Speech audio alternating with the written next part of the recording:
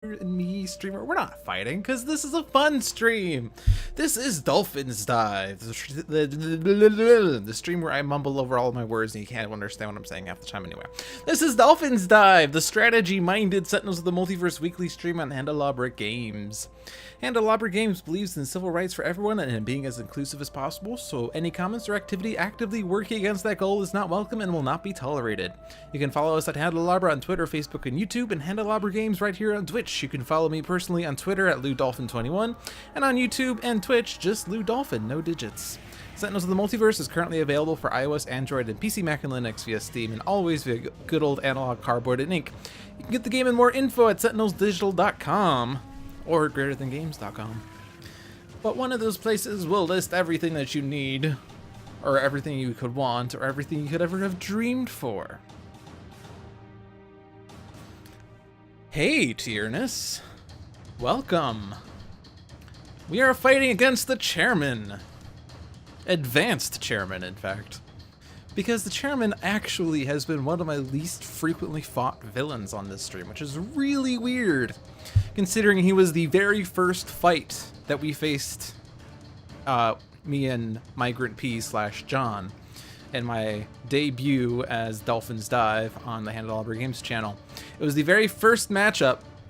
It was Ultimate Chairman, because the viewers chose Ultimate, and the Visionary managed to solo the chairman after about an hour and a half. But no, we're having the chairman brought back because it's been, you know, over half a year at this point. So we're going to go and fight the chairman with the Dark Watch Brigade plus some 5th member. Dark Watch Mr. Fixer is starting with a Bloody Knuckles, Charge, Meditation, and Overdrive. Dark Watch Expatriette has a Flak Jacket, Hair Trigger Reflexes, Incendiary Rounds, and Unload. No guns, unfortunately. Dark Watch Setback has Exceeded Expectations, Friendly Fire, Silver Lining, and Turn of Events. Dark Watch Nightmist has Mist Form, Oblivion, Planar Banishment, and Scouring Mists.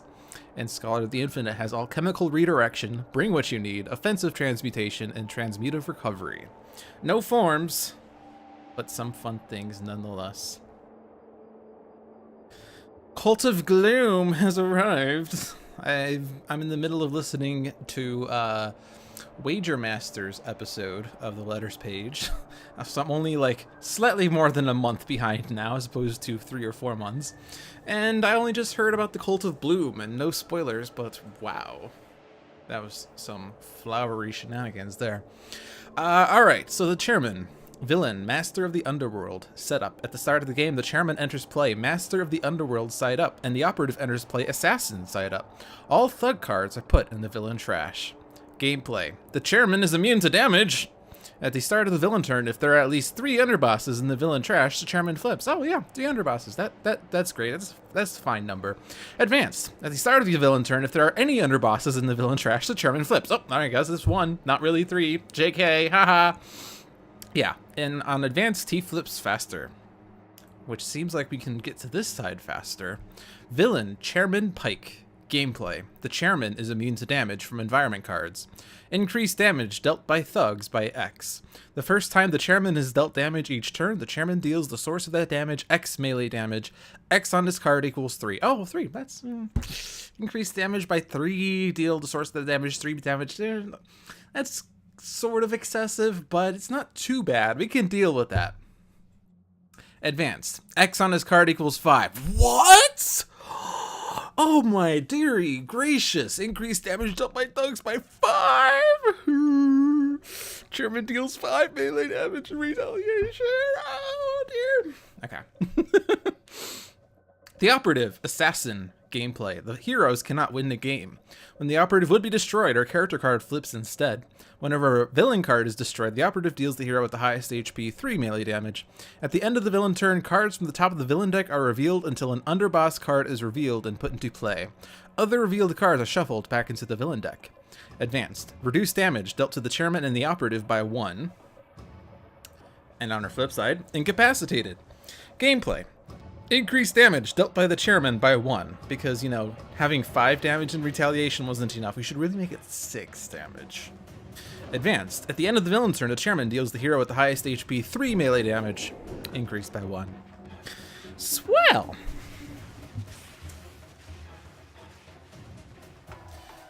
The chairman has all of these slavering rat beasts in his pocket. Even the final Wasteland isn't immune to political corruption. We are not associated with the Cult of Bloom, but something unfortunate does happen later. I am not done with the episode, but let's see. The Deputy! Underboss. At the start of the villain turn, all Crooked Drops regain 3 HP. At the end of the villain turn, search the villain trash for a card named Crooked Drop, put it into play. But the operative's pulling her own Underboss, and you get the Fence. Underboss. Whenever a hero card is destroyed, both the chairman and the operative regain 3 HP. At the end of the villain turn, search the villain trash for a card named Thief. Put it into play. Crooked Drop. Thug. Reduce damage dealt to the chairman, the operative, and underbosses by 1. Followed by Thief. Thug. At the end of the villain turn, destroy a hero ongoing or equipment card. So not an exciting first turn, but there's some excitement in store here. So unfortunately, we did not start off with my favorite card to start off with, which is Prison Break. You want to see those cards as early as possible.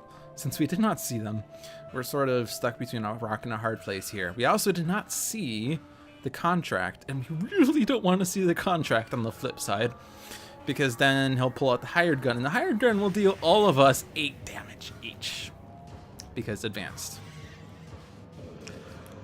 So... some people view Advanced Chairman as easier than Base Chairman because he can flip him faster, but the question is, do we even want to flip him immediately, or do we want to sort of weather the storm until the contract comes out? Then we take out the contract, and we don't have to deal with the hired guns until a Prison Break, which of course will happen the turn that he flips, as always. The issue, of course, is that if I go that route, I'm going to see a Crooked Drop each turn, I'm going to see a Thief each turn, which means that a hero, ongoing, or equipment card is going to get destroyed. I could just leave them in play, but then it'll be harder to take out the underbosses.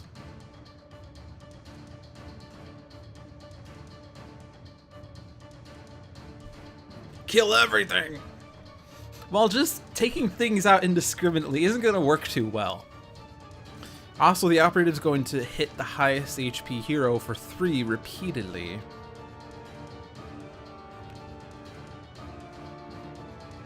I could also just wait for Final Wasteland to put out Unforgiving Wasteland, and then we can remove underbosses from the game. But we haven't seen any environment cards yet, so we have no idea what's in store. Have I considered giving it to despair and crying in a corner?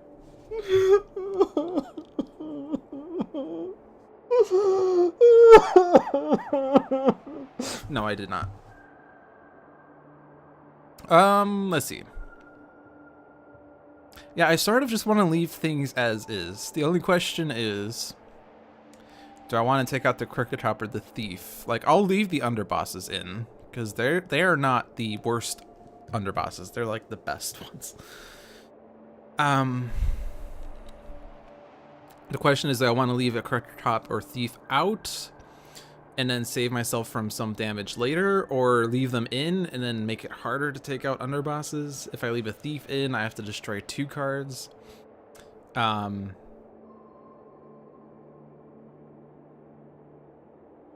mean, like, all of these heroes have cards they could put out for fodder, so it wouldn't be the end of the world if they just...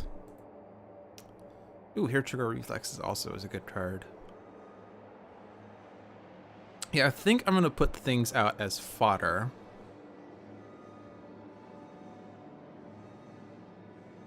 So Fixer is going to meditate, I think.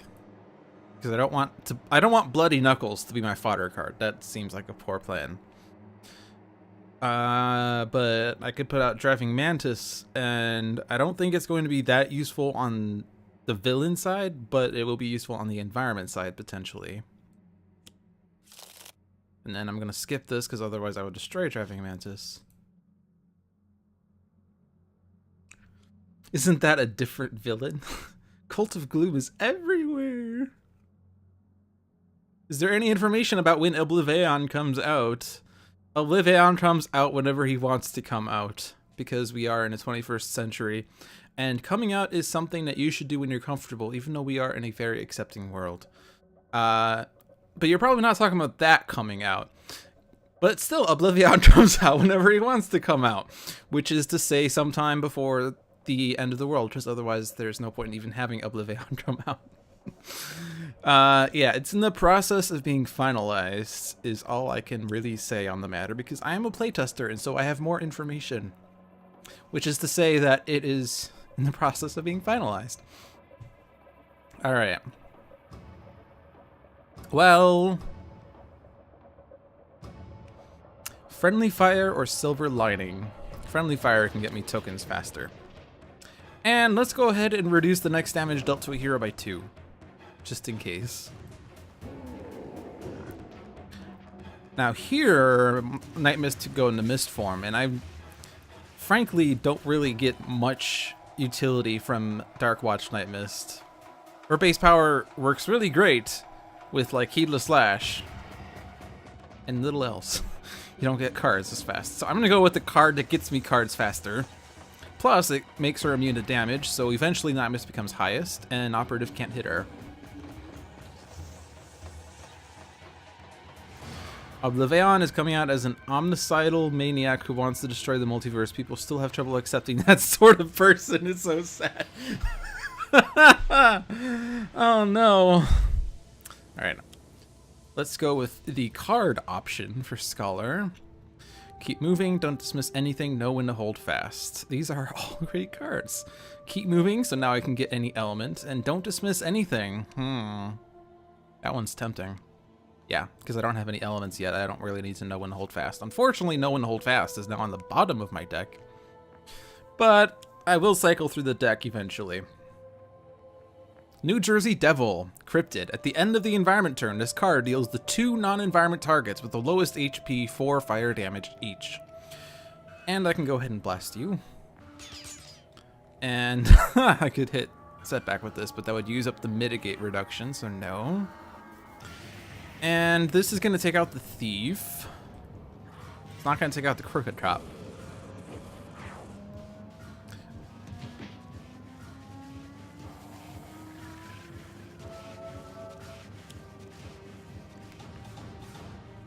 Do you have any idea whatsoever how long after it comes out we will get the digital version? Well, I cannot say this because I'm also a beta tester.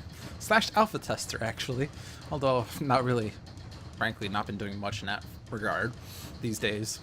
But Handelabra definitely does intend on releasing Oblivion content sometime after the printed version is released, which is not new information, but I can safely say that they are true to their word.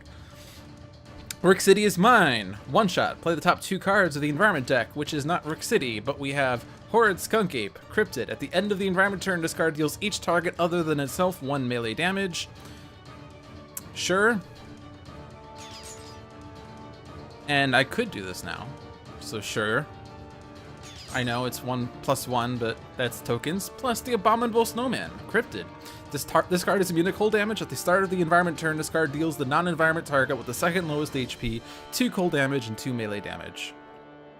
And sure. And sure. The underboss is the Broker. Underboss. At the start of the villain turn, play the top card of the villain deck. At the end of the villain turn, search the villain trash for a card named Informant. Put it into play. Sure. And sure. I probably don't want to keep using aim like this. There's the Crooked Cop. Sure. And I don't want it to deal too much damage. Yeah, I'm gonna stop there. We get the Thief. I can actually take out the Thief. I'm gonna do that. Keep my cards.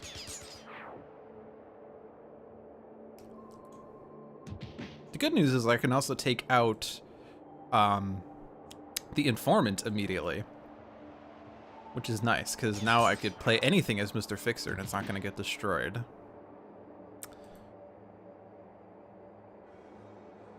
Alright, so I do have to be a little careful, I guess. If I still don't want to put all the underbosses, or any underboss in the trash, The New Jersey Devil's currently going after 2 Crooked Trops and the Broker, so I don't want to do any damage to the Broker, otherwise the New Jersey Devil's going to take it out. Abominable Snowman actually is going to go first. And yeah, actually, I don't think there's a way to stop the Jersey Devil from taking out the Broker unless I take out either him or the Abominable Snowman. See, I'm just super worried about Hired Gun, who does 2 damage plus 5 on this side, plus 1 from the contract, who's going to do 8 damage to all targets. I don't want that to happen.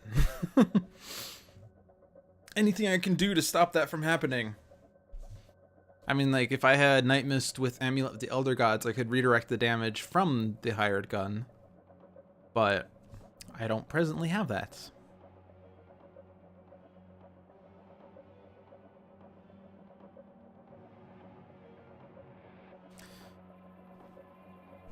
I'm tempted to buy the PDF RPG starter kit, but I don't really do anything with RPGs other than play Final Fantasy, so I don't know how a true blue RPG would settle with me. Plus, I don't really play with people that well. This is why I stream single player on Twitch, is that I'm a solo player. Can I play the RPG solo? Does that work? All right. Well, I was going to destroy cards with the thieves, but since Expatriette with hair trigger reflexes apparently decided to do something different, I guess I'm not doing that. So I don't really have to keep putting cards out. Yeah, I think, let's see, I could easily take out New Jersey Devil with Fixer, or I could take out the Abominable Snowman, which is probably the safer route, because he only targets one thing. Oh wait, no. I don't have to worry too much, because the Broker's not going to die to the New Jersey Devil, but he will die to the Lord Skunk Ape. Sorry. I'm just trying to plan 2 steps ahead here.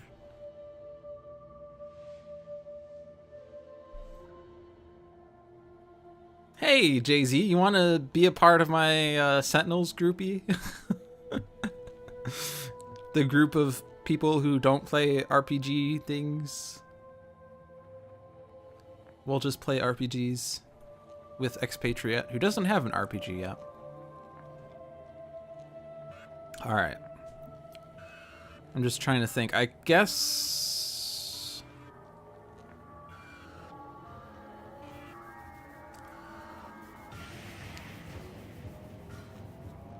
I don't know what I'm guessing. I want to keep Mist form for Nightmist. She is the highest right now. No, never mind. Mr. Fixer's the highest.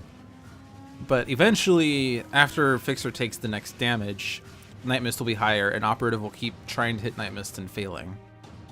Which is wise. I guess Exceeded Expectations can do the damage I need to do, so I can take out the New Jersey Devil freely. Yeah, I'm going to do that. So with Fixer, I don't really need to do anything, so I'm just going to skip, draw 2. Get the Harmony, which is good. Expatriette still lacks guns, but that doesn't stop her from reacting with her hair trigger reflexes. And then I can exceed my expectations. So I need to remove at least 1. I could remove 2 and take out the Horrid Skunk Ape, who isn't doing me any good.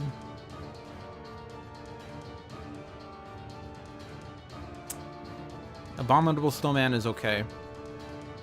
And I don't want to really damage anything else. I could take out a Crooked Trap, I guess, but then it's going to come back by the Deputy anyway. So I'll just remove 2 and take out the 2 environment targets. And I can go ahead and do this. Sure, I'll get my tokens back. Not that one.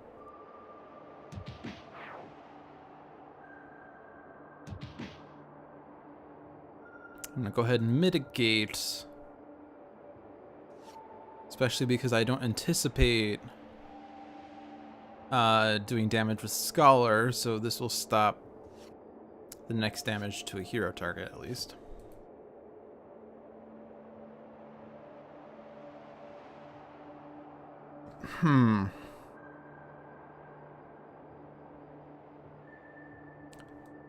I don't want to dismiss anything because I could have Nightmist accidentally play a 4/4 Oblivion and wipe the board. I mean, I could use Don't Dismiss Anything to stack, but she doesn't even have anything or trash, so that's not going to work. I could keep moving into Flesh to Iron. I could get Mortal Form and then get out of the way would be super strong, except with the 2 crit drops, it's not as good. If I put Flesh to Iron out, the only problem is now the operative is going to keep targeting Nightmist, so Scholar is not really going to be taking too much damage.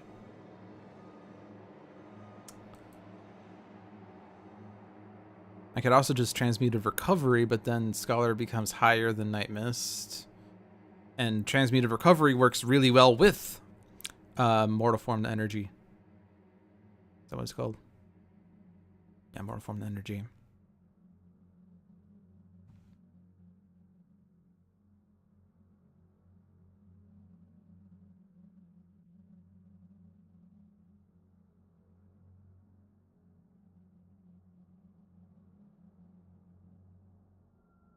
I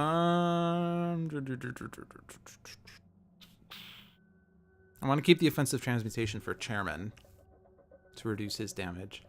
I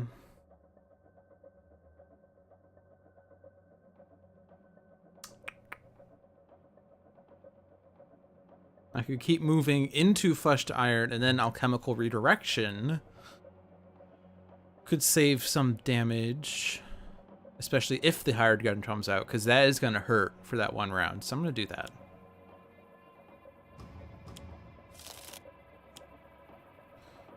And then bring what I need. Proverbs and Axioms, Truth Seeker, No One Hold Fast. Well, there's the second No One to Hold Fast. If I put that one on the bottom, then we're never going to ever hold fast. There'll be no holding fast. I will not know when to hold fast. But the other 2 cards are great. I guess Truth Seeker versus Bring What You Need. Bring What You Need gets me more cards. So I'm going to stick with Bring What You Need and take the other 2.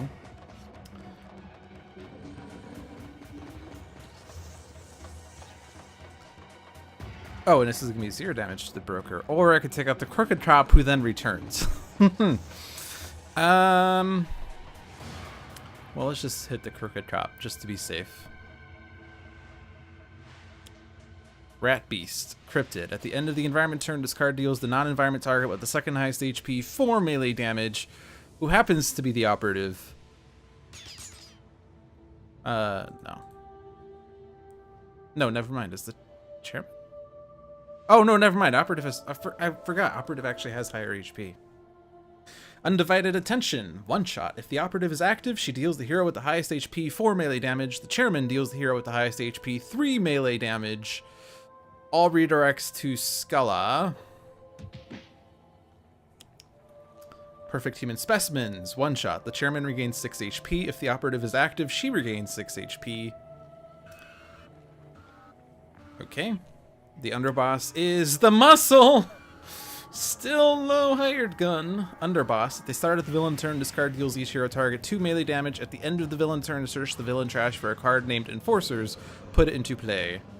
And I will try to deal you damage, but Crooked Cop says no. Then the Thief, who I can take out. And Scholar just takes damage, which is actually great because we wanted the Scholar to take damage. I actually can't hit Setback right now because Alchemical Redirection is in play. So still no Unforgiving Wasteland, still no hired gun, but we know he's coming out next round for sure.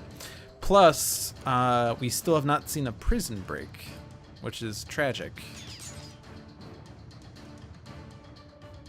So this is going to redirect a Scholar, who would only take 3.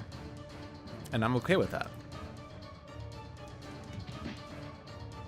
So that alchemical redirection has come in handy. Alright. Now I do want to start taking out the thugs. Especially because we don't have a guarantee that we will be able to take things out. Enforcers is second lowest. Abominable Snowman could take out the Enforcers. I would like to probably take out at least one Crooked Cop, I suppose. Just so that once the hired gun is out, I can actually deal with him. I'm tempted to put out Harmony, but I still don't have a tool, so Harmony's dead for the moment. I could put out Bloody Knuckles, and then Darkwatch Mr. Fixer can do 5 points of damage, which would take out a Crooked Cop for sure. And then I can destroy Bloody Knuckles. I could also just destroy Alchemical Redirection, because we're sort of past the point. I guess we'll still be destroying villain cards, but I mean, like, that is a card that's going to destroy itself anyway. So I could play Harmony and keep Harmony in play. But if I'm doing that, then I would have to do enough damage to take out something eventually. And I could do 3 to the Crooked Cop. I could quick draw, but then I wouldn't be able to aim with Expatriette. I could Karmic Retribution, remove every single one of my tokens, just to deal 7 damage. I guess Proverbs and Axioms could maybe theoretically be used. So yeah, that's, I guess Bloody Knuckles is the only means of effectively, or I guess I could charge and then destroy Alchemical Redirection. Now, Bloody Knuckles will work fine.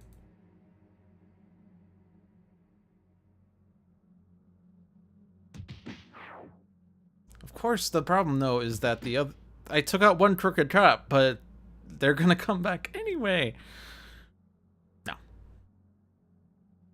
Bloody Knuckles.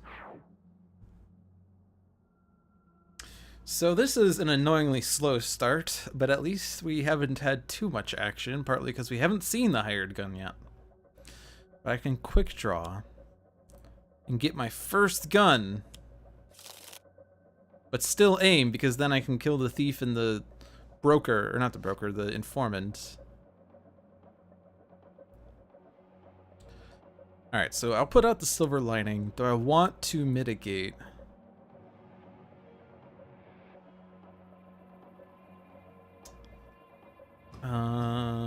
The muscle is gonna go off next.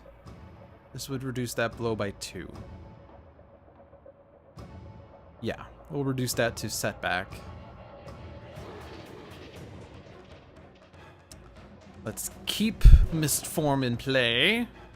But we are starting to get the cards she wants. She has the Amulet, she has Master of Magic, she has Tome of Elder Magic. I don't need 2 Flesh to Irons.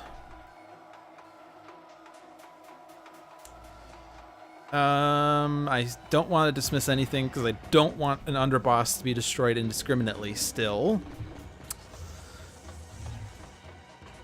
I could know when to hold fast and just draw 5 cards.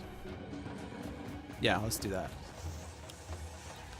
Salt Liquid, Transmutive Recovery, Mortal Form to Energy, Grace Under Fire, sweet, and Alchemical Redirection. Good. Good and good. Enforcers is the lowest. Oh right, Mitigate is reducing this, so I can actually redirect it. Oh. Let's throw it on the Crooked Cop, just in case we can get it destroyed. Horde Skunk Ape isn't gonna do that.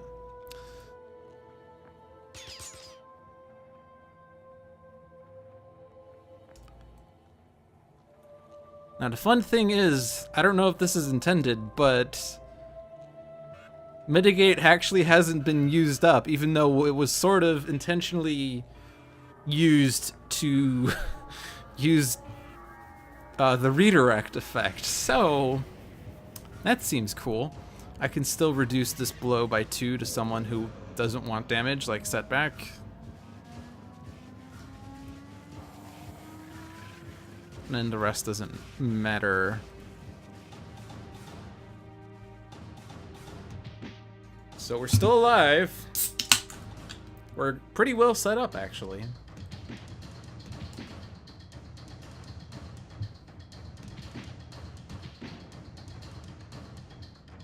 Come on, prison break. You know you want to. No, that is a waste of a start of turn play. The contract. Underboss. Increase damage dealt to hero targets by 1. At the end of the villain turn, this card deals the hero target with the highest HP 2 projectile damage. At the end of the villain turn, search the villain trash for a card named Hired Gun. Put it into play. I will try. And actually, I will succeed because I took out one crooked cop. But this is where things start hurting. Oh yeah, Flak Jacket was used up. Nightmist is still immune to damage. Scholar has the reduction. Still not a prison break, which is tragic because 6 cards left in the deck, 2 of which are prison breaks. It's not what I want to be in.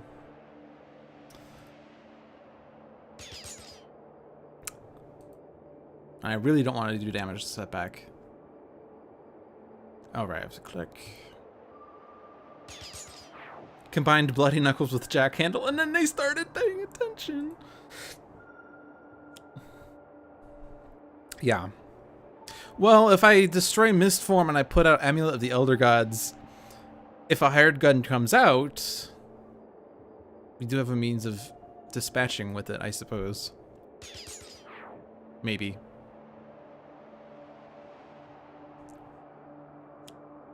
So a lot of cards, 2 of which got destroyed immediately. But then here's the bad guy. Hired Gun. Thug. At the end of the villain turn, this card deals each hero target 2 projectile damage.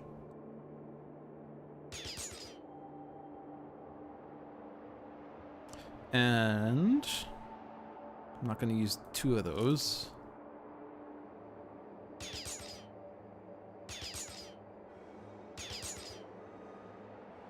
Yeah, so this sort of sucks. Ooh, I do have a hoist chain.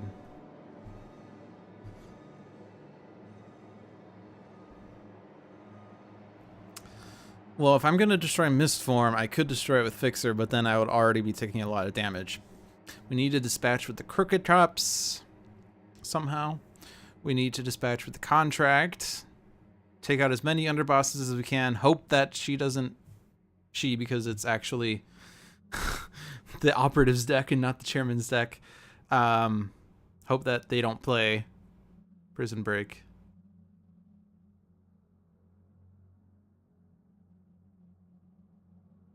I could utilize the environment to some capacity, but unfortunately, Rat Beast isn't helping, and Abominable Snowman only targets 1 target, presently a Crooked Cop, and Horrid Skunk Ape does 1 to all.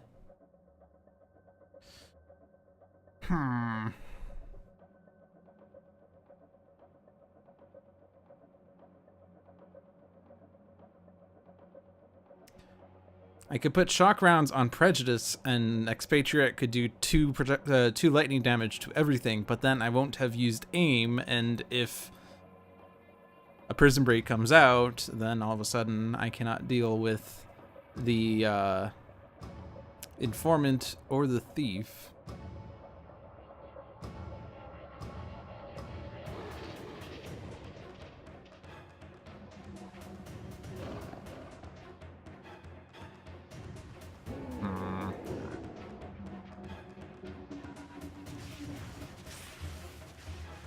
I could also just... This doesn't seem like a wise plan, but bear with me. I could not take out any underbosses, wait for both prison breaks to have been played, take out the Hired Gun, maybe the Enforcers, but have the Scholar play Alchemical Redirection and leave out Mistform. Nightmist will sit pretty with 28 HP. Scholar will probably sit less than pretty at some point eventually. But the advantage of this plan is I can wait out the prison breaks, and I'll know that the contract stays out because I will not have flipped Chairman. The hired gun doesn't have a plus 16,372 to damage. And because the broker is playing extra cards, we eventually will get an empty deck. At that point, I can take out all the cards I want. And as long as all the thugs are in the trash when the deck reshuffles, the underbosses become a lot less potent. I like the way that starts out. These are some mad strategies here. Because, unfortunately, I can't get another Flesh to Iron with Scholar. But I can Alchemical Redirection, at least for one round. And if I still don't see the prison breaks in time, I could just... Actually, I could even have this going on right now.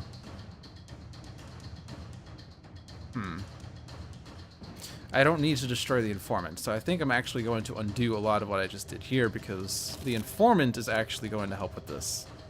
So I still want to do this.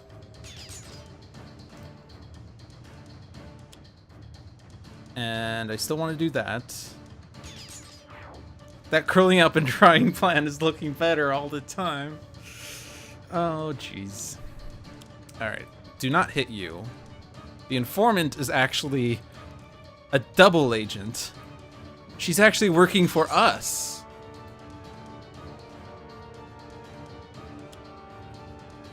But then yes to this.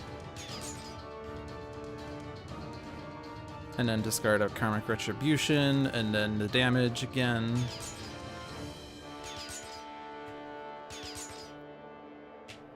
I'm excited for all the hero decks. And I've actually seen them. I can't wait to actually use them. Even though I theoretically can use them. Alright, any card that gets played whenever a hero card is played. So play cards and get through the villain deck repeatedly. We have 2 prison breaks, 2 undivided attentions, which are targeting a target who's immune to damage, a perfect human specimen, which both of them have max HP, and a Rook City is mine, which plays 2 cards from the environment deck and potentially can get out the final, or the Unforgiving Wasteland. So play cards is the moral of the story. Let's put out the hoist chain. Undivided attention. Oh no. Do I actually want to use this? I mean, the hired gun has to go at some point, but the Horrid Skunk Ape's going to do that. The Abominable Snowman's targeting the Informant, which is, well, I want to keep the Informant out. I could target Crooked Drops, but then I have to destroy something. And I don't really want to destroy things. Just going to skip again. Have I? Oh, I did use Fixer's Power once. That's right. All right, let's play a card, which gets us Perfect Human Specimens. That's still not a prison break. Come on, guys. Come on. Aim. And... do I want to Turn of Events? Remove 5 tokens. Each player may use a power now. But Nightmist can't use a power. Fixer doesn't want to use a power. So that's not really useful. I could put another Silver Lining, but... Can you really have 2 Silver Linings? Is there a second Silver Lining? I don't have enough cards for Karmic Retribution, but I could regain HP from this, but that's sort of a waste. I do have to play something. I'll play Silver Lining. Rook City is mine. Where are the prison breaks? Ancient Library. At the start of a hero's turn, that hero's player may draw 2 cards. If they do, play the top card of the environment deck. And Amphibious Chupacabra, Cryptid. At the end of the environment turn, this card deals the non-environment target with the lowest HP 4 melee damage. Then if that target has 5 or more HP, this card deals that target 1 toxic damage.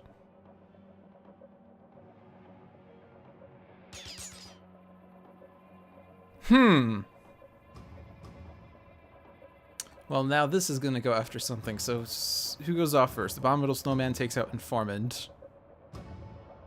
And then environment plays a card. Oh, you know, the good news though is Scholar plays a card Informant plays a card from the villain deck. There's 2 cards left. Broker plays a card at the start of the villain turn. End of the villain turn. Or villain play phase, they play a card. This is actually the perfect number of cards we want in the villain deck. All we have to do now is dispatch with all of these cards. But we have an environment for that. I'm gonna mitigate to be safe. High risk behavior, excellent. I will not destroy Mistform. I will draw 2 cards. Get a New Jersey Devil. This is actually, do I want... Okay, I'm not going to undo that, but that might not have been wise because if too many things get destroyed, underbosses run a risk. So I'm not going to draw with Scholar.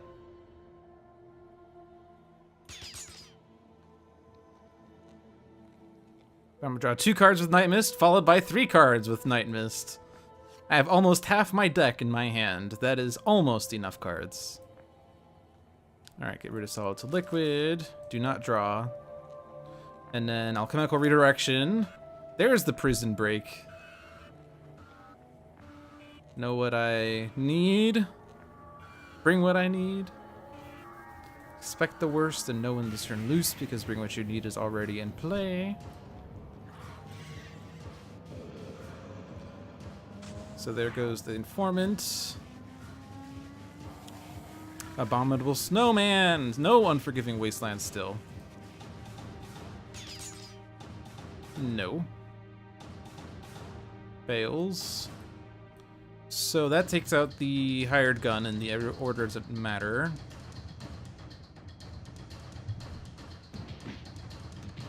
Do I have a favorite among the new hero decks?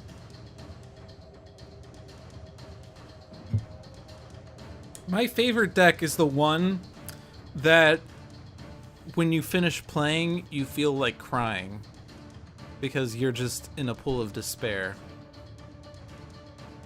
I guess that used up Mitigate immediately. Oh well.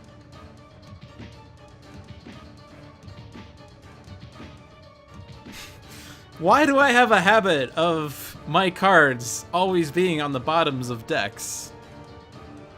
Alright, a Crooked Cop is gone, and Enforcers is gone.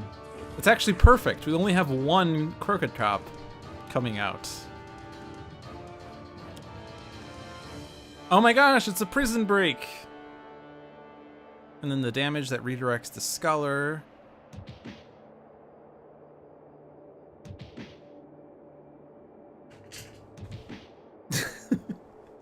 There's the classic, where Mr. Fixer's Hoist Chains were the bottom 2 cards of his deck, which was awesome.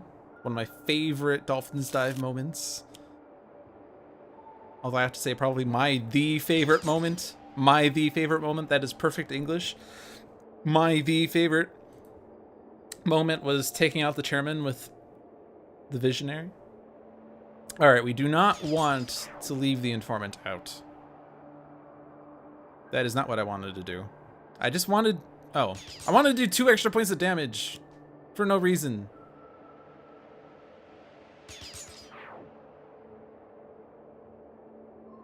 But don't do that. There's the Enforcers. No. And the Hired Gun. Yes. But no. And I'll discard... High risk behavior is fun. I'm gonna get rid of Turn of Events. It's great. It's out of turn power uses. But I don't really have too many powers I want to actually use.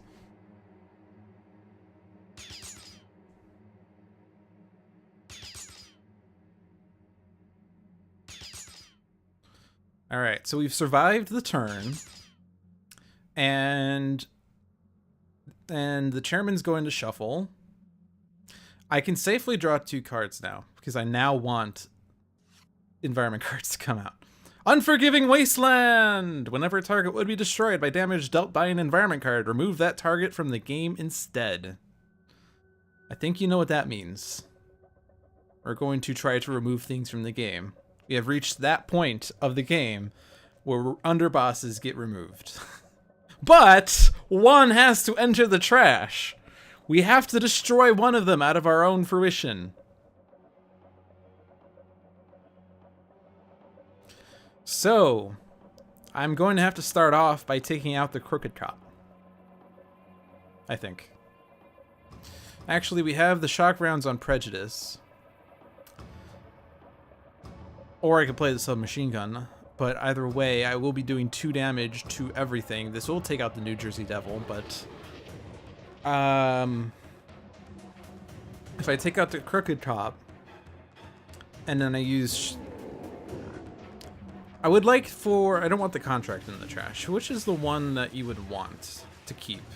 The Muscle, because you could always discard cards with the Enforcers. So we want to manually destroy the Muscle, but we want the other underbosses to be removed from the game instead.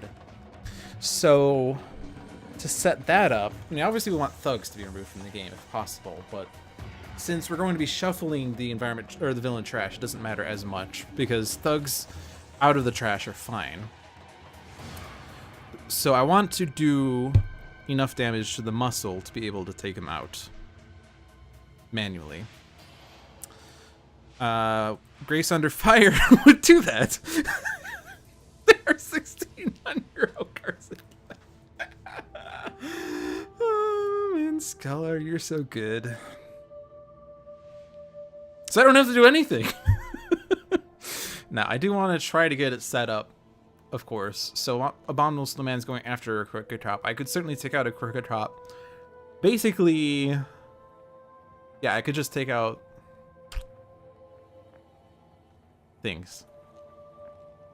Yeah, I think it would be best if I do use shock rounds for this purpose.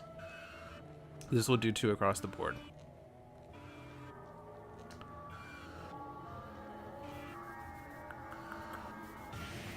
I do have to do an extra point to Crooked Cop, but I could do that by just aiming Prejudice at the Crooked Cop. Or I could take it out with Fixer and play like Toolbox. Yeah, let's play Toolbox at least.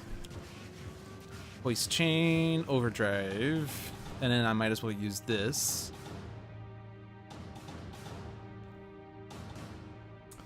So I just want to take out the Crooked Cop straight up. Make it easier for Expat to do the damage she needs to do? I think so.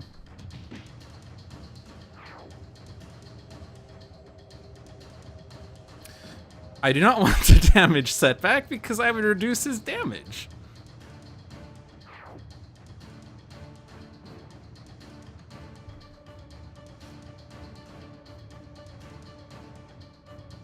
Let's just keep drawing cards. Assault Rifle, Quick Draw. Ooh, that's nice.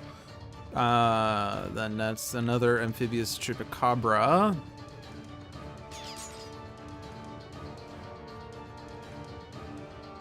So it's Quick Draw to get my Pride. So now my cards are in order. Alright. Actually, if I do Pride and Prejudice on the Muscle, he will be taken out. Which is perfect.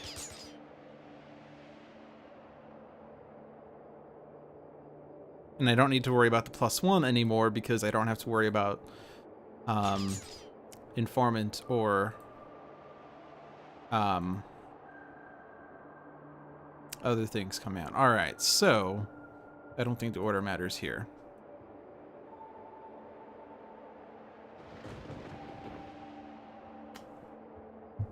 Except I have to keep saying no.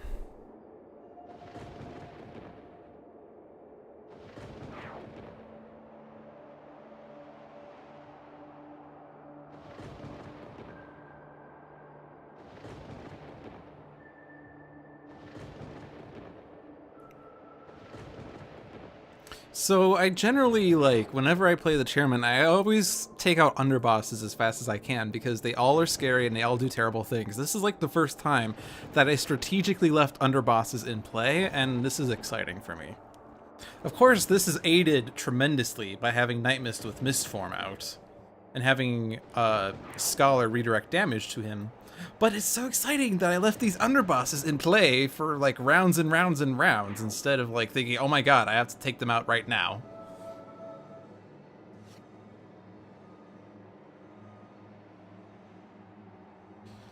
Okay.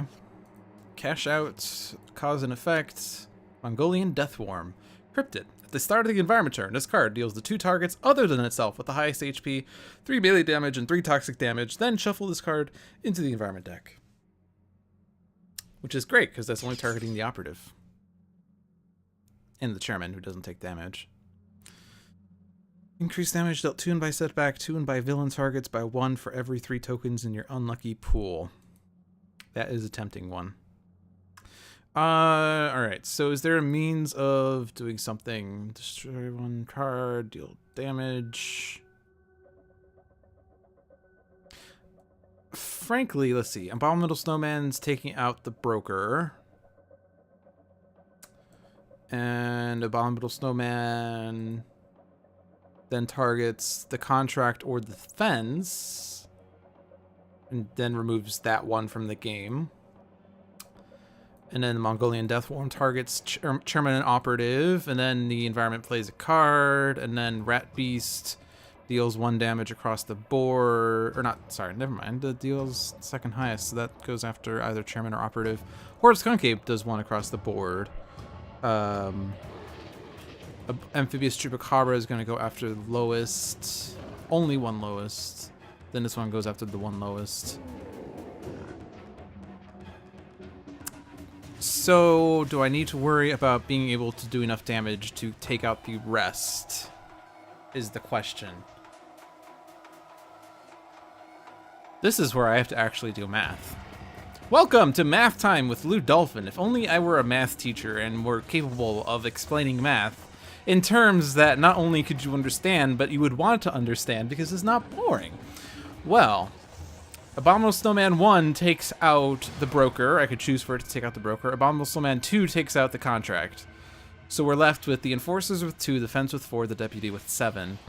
Then the environment plays a card. We don't know what that card is just yet. The Skunk Ape does 1 damage, so Enforcers 1, Fence 3, Deputy 6. Chupacabra takes out the Enforcers, which is sort of a waste of damage. And the Amphibious Chupacabra takes out the Fence. So the only issue is the Deputy stays in the game. But that's okay, because the deck will shuffle. There will be no Crooked Cops in the trash, and the Deputy has no real adverse effect. And I'm not really in a mad rush to remove all of the underbosses right now. Shut up, Tierness. So I'm going to go put High Risk Behavior out because, for 1, I like playing risky, and for 2... most things are going to target Nightmist anyway, and for C, and yes, I said C intentionally, for C, I could add 1 token at the start of my next turn, which will increase the damage that Setback can do. In order to do that, I cannot remove a token here. But that is not a card that deals damage, unfortunately. Do not destroy Mistform. Draw as many cards as you need. We're going to eventually get that amulet out. Whatever. We're talking fashion, and Loot over here is doing Migrant P level strategizing to have the final Wasteland kill the entire organization. Yep, sounds accurate.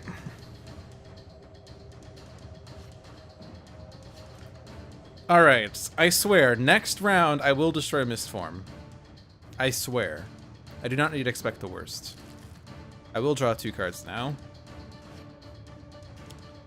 Khan's Bunker. At the end of the environment turn, each hero target regains 1 HP. At the start of the environment turn, either destroy this card or play the top card of the environment deck. I'm sort of combining Migrant P strategy with John's. I'm gonna put every... Not John, sorry. I'm combining John's strategy with Jeremy's. I want every final Wasteland card in the game. Eventually, I'm gonna have to deal with the fact that there's way too many targets out there, but for now I'm fine. Everything's fine. I could take out the Deputy if I so wanted, but I don't want to, really. I really want another Keep Moving, but the 3 Keep Movings are on the bottom of my deck, which is the worst place for them. Actually, I guess the worst place for them is like if you have 3 elementals, 3 elementals, 3 elementals, and then the keep movings, because then you'll draw all the elementals, and then you'll get the keep movings, and your deck's like 20 cards deep, or 20 cards left, and you can't use your keep moving to get elementals. Because if they're at the bottom, you can just say, oh, I'm just going to I'm going to draw a card and shuffle my deck, or trash into my deck, and then I can keep moving if I want to.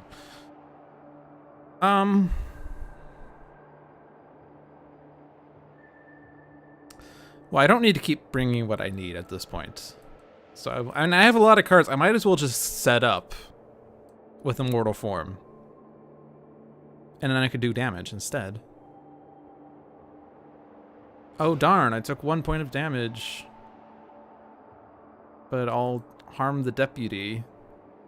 That's not going to affect any damage calculations. That's what Oblivion is for. She only has 21 cards. Can I afford Oblivion? Alright, Broker has been removed from the game. Contract has been removed from the game. Damage.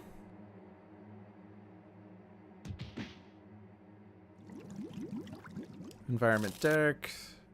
Do not destroy Khan's bunker. Rat Beast. Cryptid. At the end of I already read that. Yes. I could at this point, actually. Yes, I will. There's no boosts. There's another Mongolian Deathworm. Don't want to do that one, though. Chairman. Across the board. I'm going to fast forward this one because there's way too many targets now. And I can actually redirect this one. Unfortunately, I could remove the Horrid Skunk Ape from the game. I could remove the Rat Beast from the game. I could remove Enforcers from the game. I'm going to do that one. Remove as many villain targets from the game as possible. And eventually get it set up for the Skunk Ape to remove all the other environment targets from the game, like the Amphibious Chupacabra, which is unfortunate because I was actually counting on that one to take out something, but that's okay.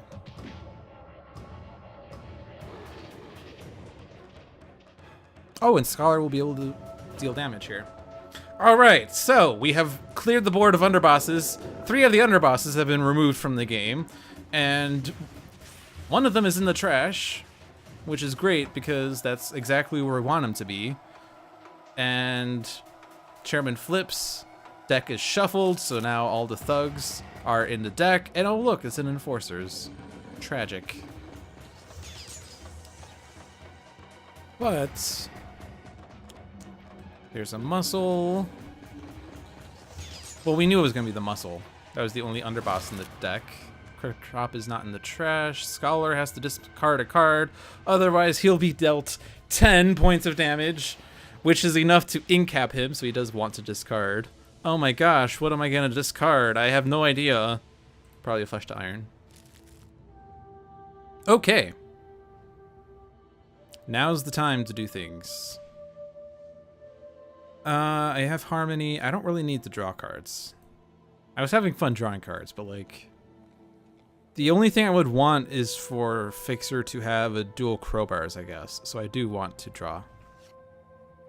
Dual crowbars, perfect.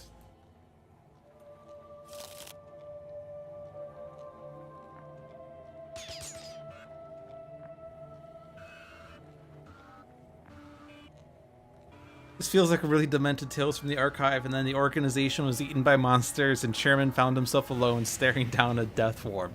But he's immune to environment damage, so what does it matter? Alright, dual crowbars. And Whale on all of the Nemesis boosts. I could Friendly Fire for another hit, right? Yeah, Friendly Fire does have the infinite loop with dual crowbars. But I don't want to do that. Or do I want to do that? Do I want to do that? Do I want to do that? Do I not want to do that? Setback is low. Yeah, I'm not going to do that. That's okay. I do have Silver Linings. But yeah, fine. I'll do it once. Just because it's a cool trick.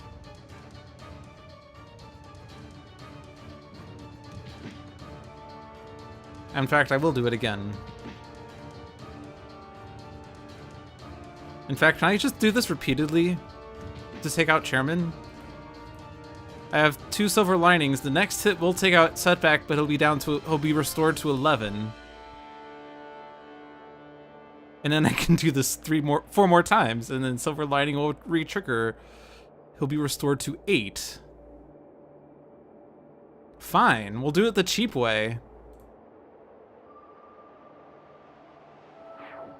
Oh, except no, never mind. I can't do this hit because no damage was actually dealt. I have to actually deal damage in order for dual crowbars to trigger.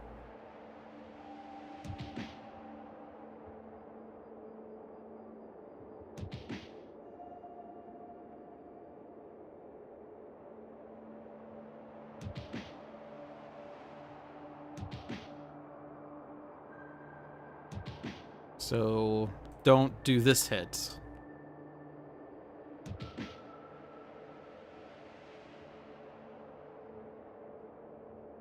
And then don't do this hit.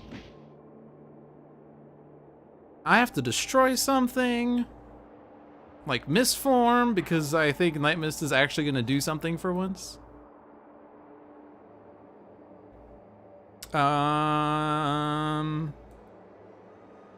Sure. I mean, there's only 2 cards left in the environment deck, so I might as well do it.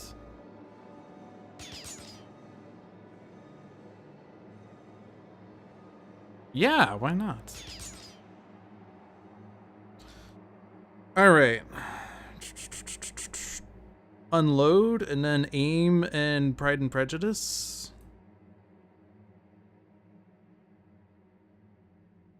That will do 2 and 2 to Chairman. Assault Rifle will do 1 to Chairman, 1 to Operative. Liquid Nitrogen rounds would reduce damage to a target. I'm gonna go with the unload route.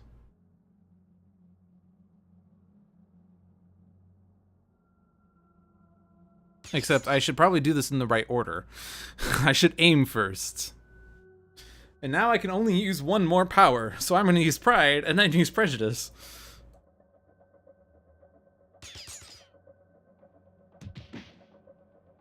If only I could remove the Chairman from the game.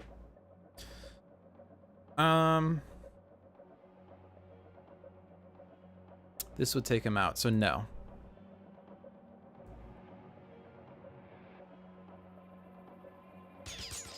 I'm so angry, I want to hit something annoying. Ow, hey, what the heck?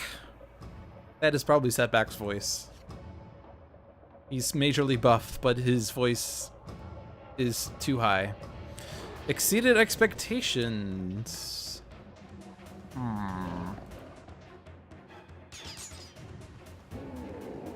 No. Add.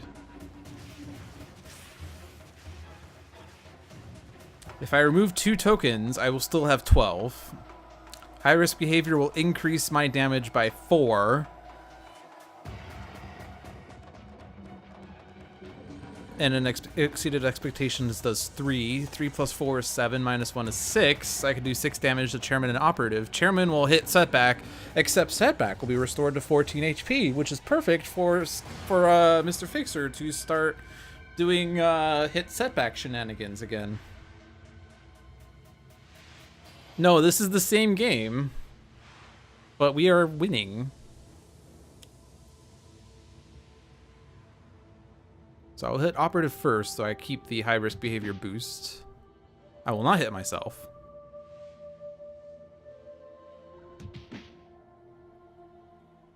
And then Silver Lining.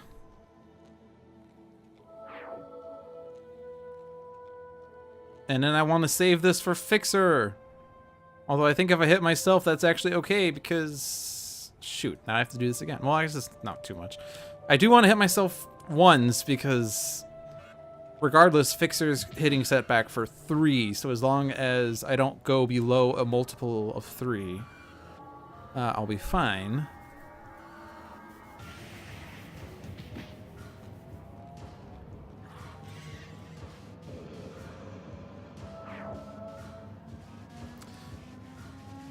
And I'm at 12.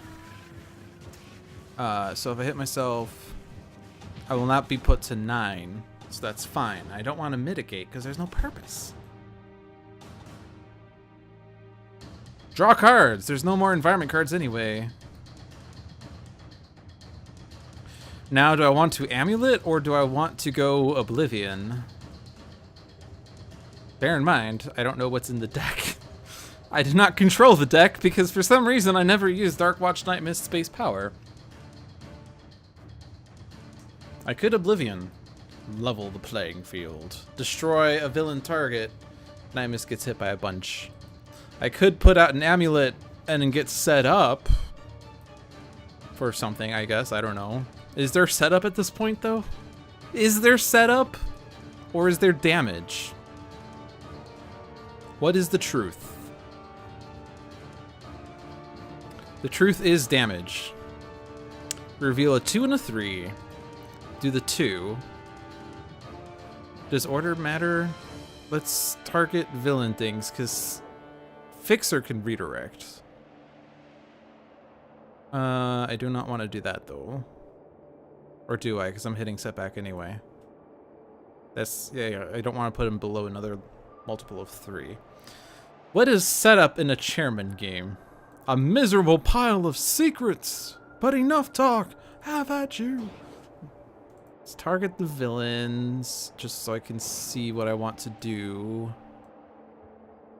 I think I certainly want to leave villain targets out, though. Because otherwise, the New Jersey Devils will gobble up Setback. Doesn't matter if I redirect first or not. Yeah, this doesn't really matter. Chairman reacts. And then redirect. How much damage was Fixer doing to Chairman per hit?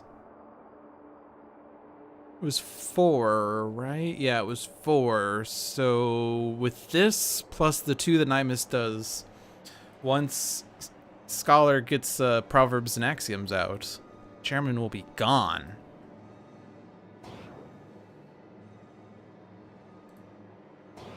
So here's the Infernal Rush.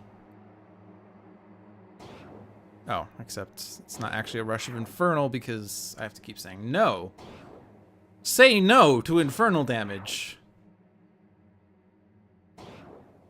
This is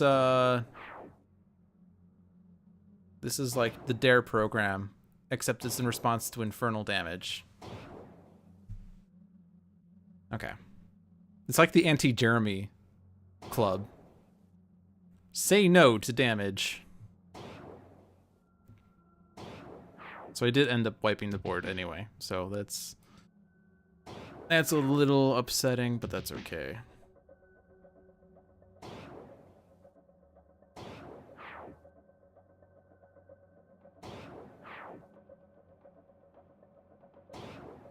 Master of Magic. I was randomly seeing MOM. I'm like, I like Mom.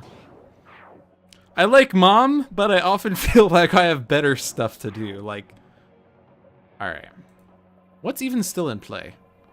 A Mongolian Deathworm who is targeting the Operative or Darkwatch Mr. Fixer. Why? Oh, it's targeting 2, right, okay.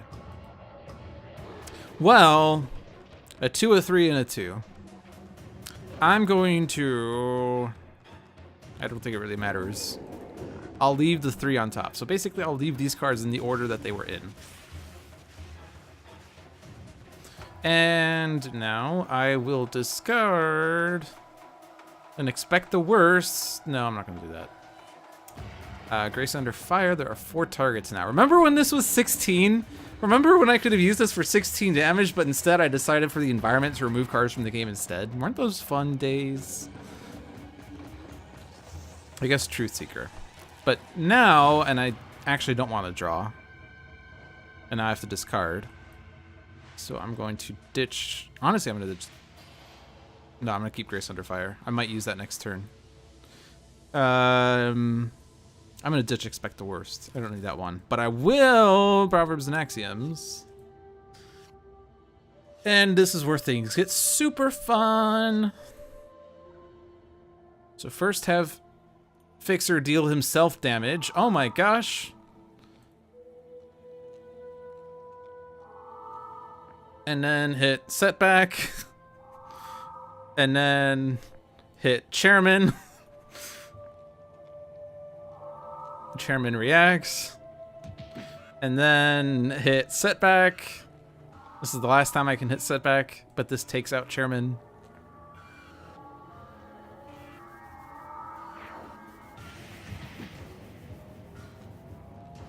Or I might not have wanted to do that actually. Let me take that back, because I think I want to use, yeah, so I want to, no, that is not the card. I think I want to use Proverbs and Axioms, that's what it is. I want to use Bitter Strike to take out Chairman. This will do more damage to Operative. But we'll do this. So I do have to... No, that is not the target I wanted to hit. Ah! Order of operations is difficult. It's like it's a math thing.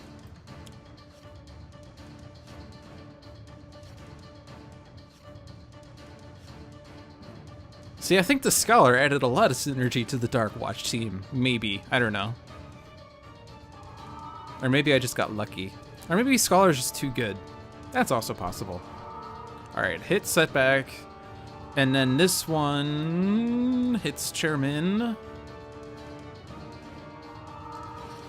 who then reacts. And then hit Setback and use this one to hit Operative and do not hit Setback. If only there was someone here who could explain order of operations to us. Alright, deal damage. So yeah, do the big blow to, or the first blow to the Chairman, which destroys the Chairman. Which is funny because the Operative retaliates. Do not hit Setback. Hit the Operative. Do not hit Setback. Destroy a card. Oh my gosh! I have to destroy a card!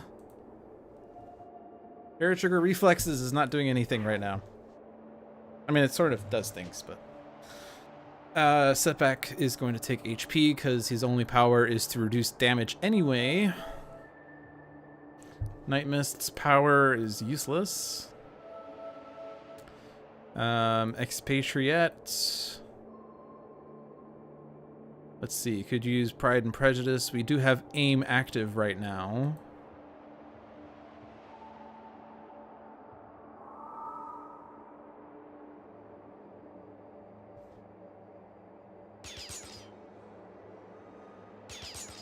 Oh. Yeah. That got extra tokens.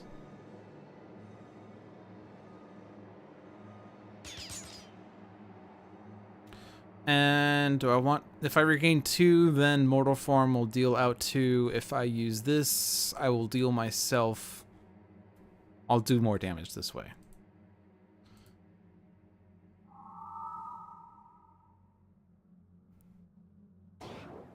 Except I discard... Oh, because... Wait, how did I discard... Why was that for? I discarded 1 for Flesh to Iron. I discarded 1 for Mortal Form to Energy. What was the other card I discarded? Oh, well. Oh, right, the Enforcers. You are correct. The Enforcers. Because I had to discard, otherwise Scholar would die. Right, okay. No.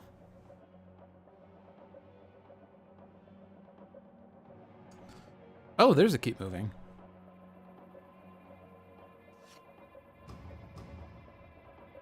Unfortunately, now the Mongolian Deathworm's not targeting Operative.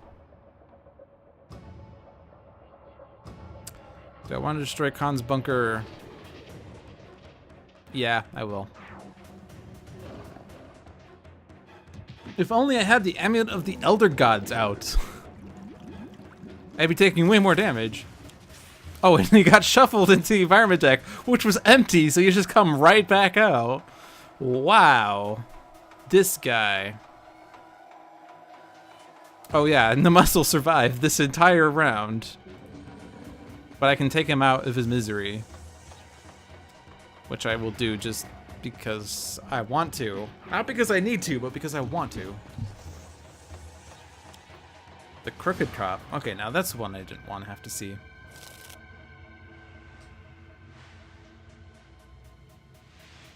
Well, now I do want Scholar to get a super powered up, not get out of the way, Grace Under Fire. So I'm just gonna load up on that.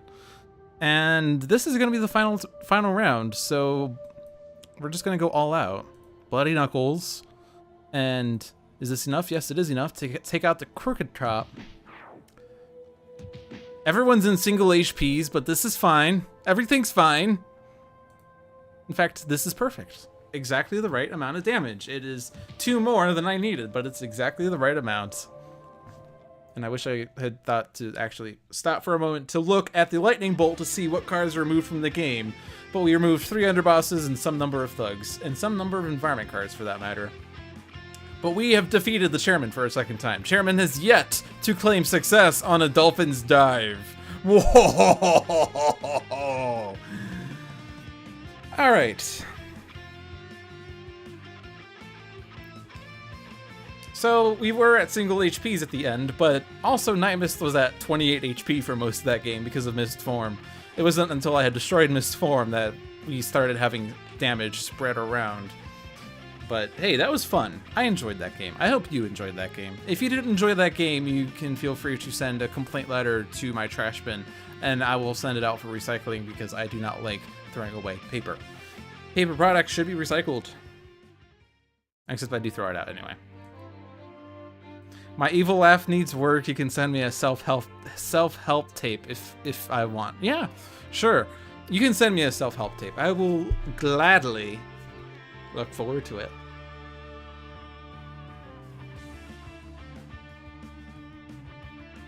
All right. You know what time it is? You don't know. This is unfortunate. It is viewer's choice. And I'm gonna experiment with a different style. It's going to be similar to last week's.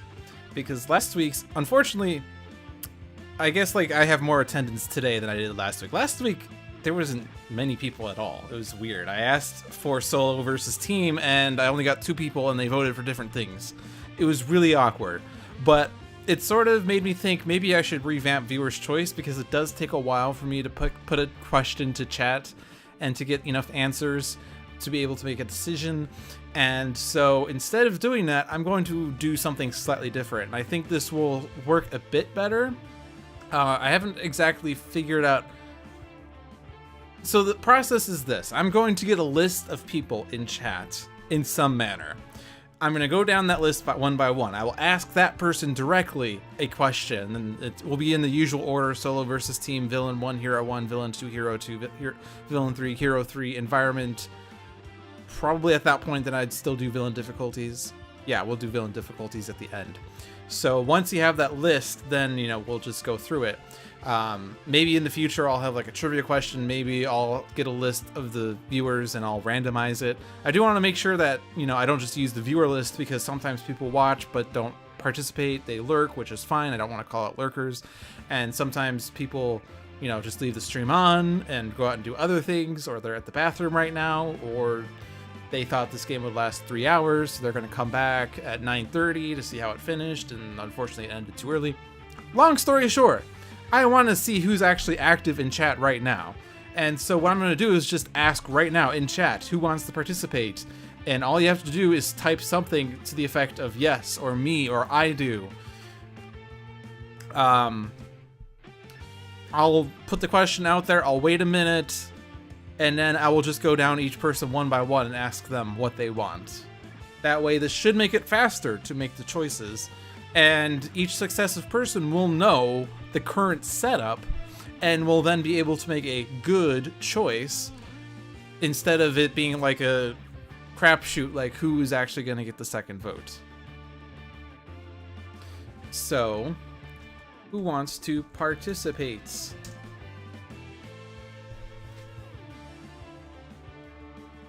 Cult of Gloom is starting off. Jay-Z second. Gains of Castamere is third. So yeah, as usual, I want to make sure that you don't... I only count the responses after I ask the question. So anyone who said before... Tenebris Overlord... What? I have to post again? I will assume that as a vote for yes, Tiernis. Just to make sure there's some order here. So Cult of Gloom, Jay-Z, Gains, Tenebris, Jay-Z is a repeat, Morfunder. I wasn't sure, but he said, oh yes, I'll interpret the second one. Vaudeville Mario is yes, Cytosine says me. Okay. That's about 8 people. If anyone else wants to participate, you can feel free to just shout or at me. But I'm going to start moving forward with questions. At Cult of Gloom, solo or team? That is the first question. I know Cult of Gloom wishes we could just be asking which villain and they would pick Gloomweaver. But the only means of being able to choose Gloomweaver is to go solo. Or classic. Or solo. I guess I put it as solo.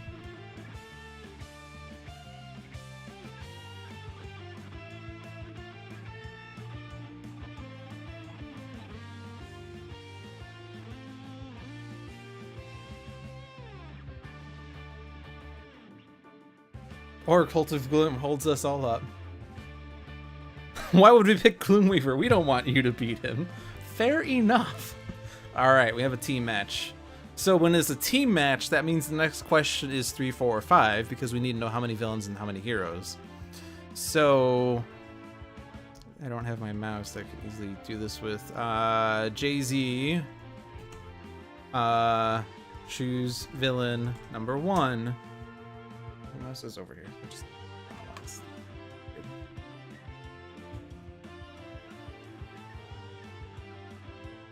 Actually, no, hold on. The first question, I messed that up.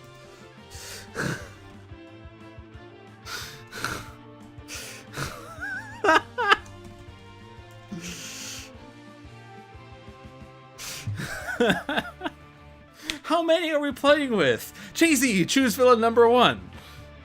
This is totally how it goes. This is what happens when I'm...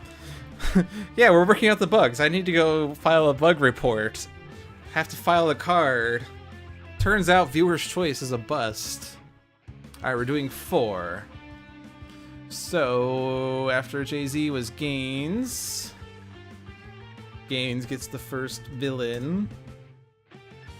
Also, if you want to speed up the process a bit, I will sort of point out Tenebris Overlord, you're choosing Hero 1. Tyrannus, you're choosing Villain number 2. Morfunder, you're choosing Hero number 2. Vaudeville Mario, you're choosing Villain number 3. Cytosine, you're choosing Hero number 3.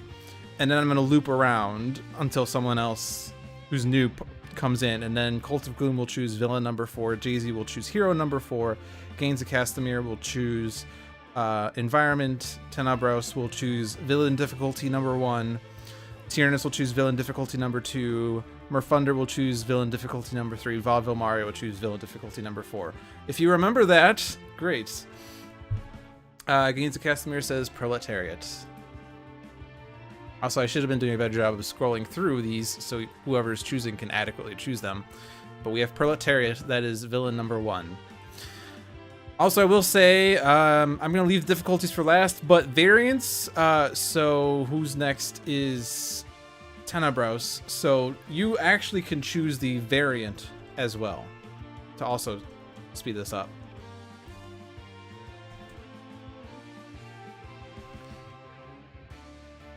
Otherwise, it'd be a little awkward for one person to choose a hero and then the next person who doesn't know actually the hero selection to then choose the variant.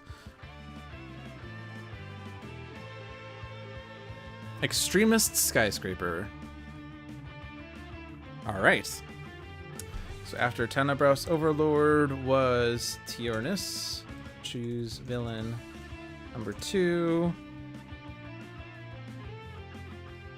Citizens Hammer and Anvil. And then after Tyrannus was Merfunder. Choose hero number 2.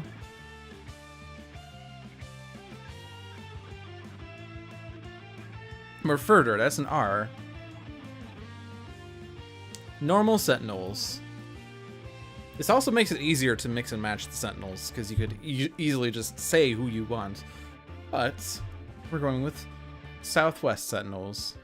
After Merfunder, we have Vaudeville Mario. Choose villain number 3.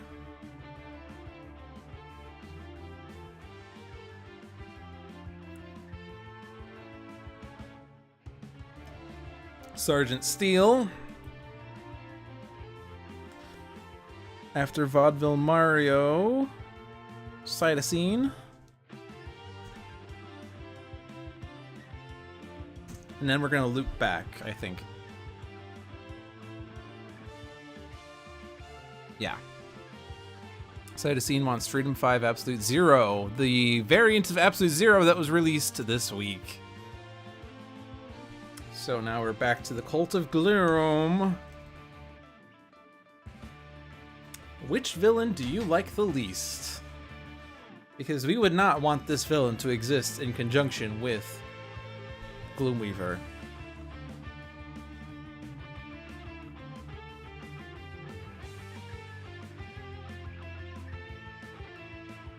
So Baron, like the reason that I type it into chat is partly because there's always going to be about a 10 to 15 second difference between when I say something and when it actually appears on Twitch. But there's also some buffering factor that each individual person has. Each time that you get the buffering circle on the stream, that does set you back some number of seconds. You can get back as far as like 2, 3, 4 minutes. Which is why I don't like asking questions out loud. Because then, like, if I say, you know, chat, choose the villain number 1, then the person who has the least buffering has the biggest advantage. Cult of Gloom chooses our Cosmic Contest winner, Baron Blade.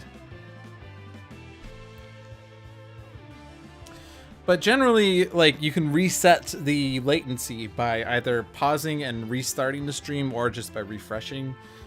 Sometimes that refreshing will help most. Sometimes it doesn't help at all. But yeah, alright, so what was Cult of Gloom, then Jay-Z. Jay-Z, choose hero number 4. I also forgot to say, and variant, but you all seem to know variant. Choose the variant.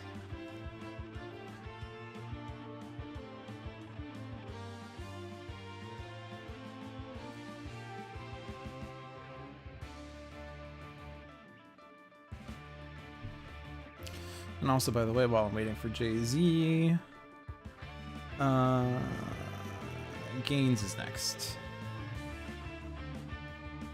To go with Cult of Gloom's idea, you'll pick Dark Conductor, Argent, who you had a grudge matching Baron Blade in the contest.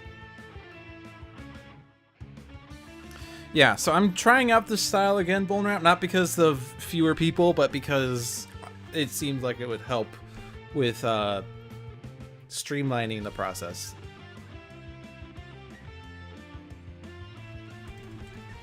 Maybe. I'm not entirely sure. Alright, so after Gaines, Handelabra chooses villain difficulty number 1. Pike Industrial.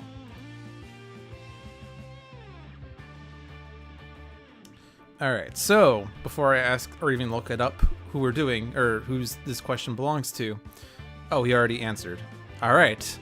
I will not read this out. Handelabra says advanced. Perfect. Tyrannus is choosing villain number 2's difficulty, which is convenient because he also selected villain number 2.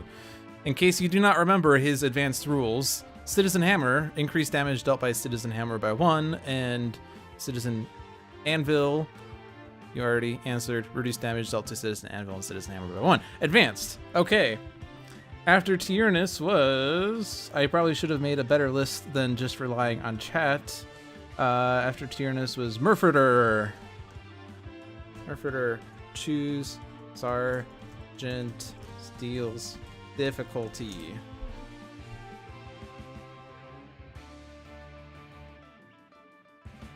Morfurter choose ultimate. Unfortunately, Sergeant Steel does not have ultimate.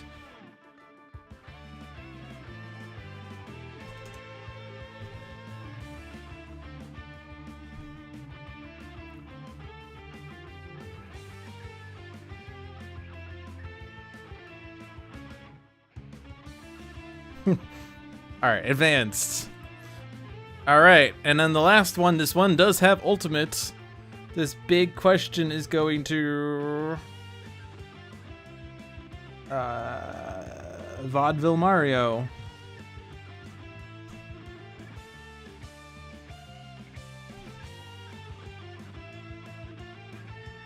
So Jay-Z says, it's kind of fun, lets everyone participate where you admit you usually hang back and play tiebreaker because you type slowly. Yeah, that was the hope, was that this will make it easier for people's voices to get heard, make it less of a type as fast as you can sort of thing, or have your hero typed in right beforehand, and allow for a little bit more planning and coordination. Like, if you guys are thinking, oh, we want Lou to face this villain in this environment, and then when I ask the question, some two people voice Plague Rat before you could properly voice Iron Legacy, then you're not immediately screwed out of that plan. So I think that it at least theoretically works nicer. Let's try this again next week. So FYI to you watching at home, or here live, or on YouTube on Monday night or whatever, we're going to do this again next week, and we'll see how it works off. And if we like it, we will keep doing it, and I'll try to streamline this process more and more so it's less confusing, less shaky. But anyway, Advanced Proletariat, Advanced Citizen Hammer and Anvil, Advanced Sergeant Steel, and Advanced Baron Blade versus Extremist Skyscraper, Southwest Sentinels, Freedom 5 Absolute Zero, and Dark Conductor Argent Adept in Pike Industrial Complex.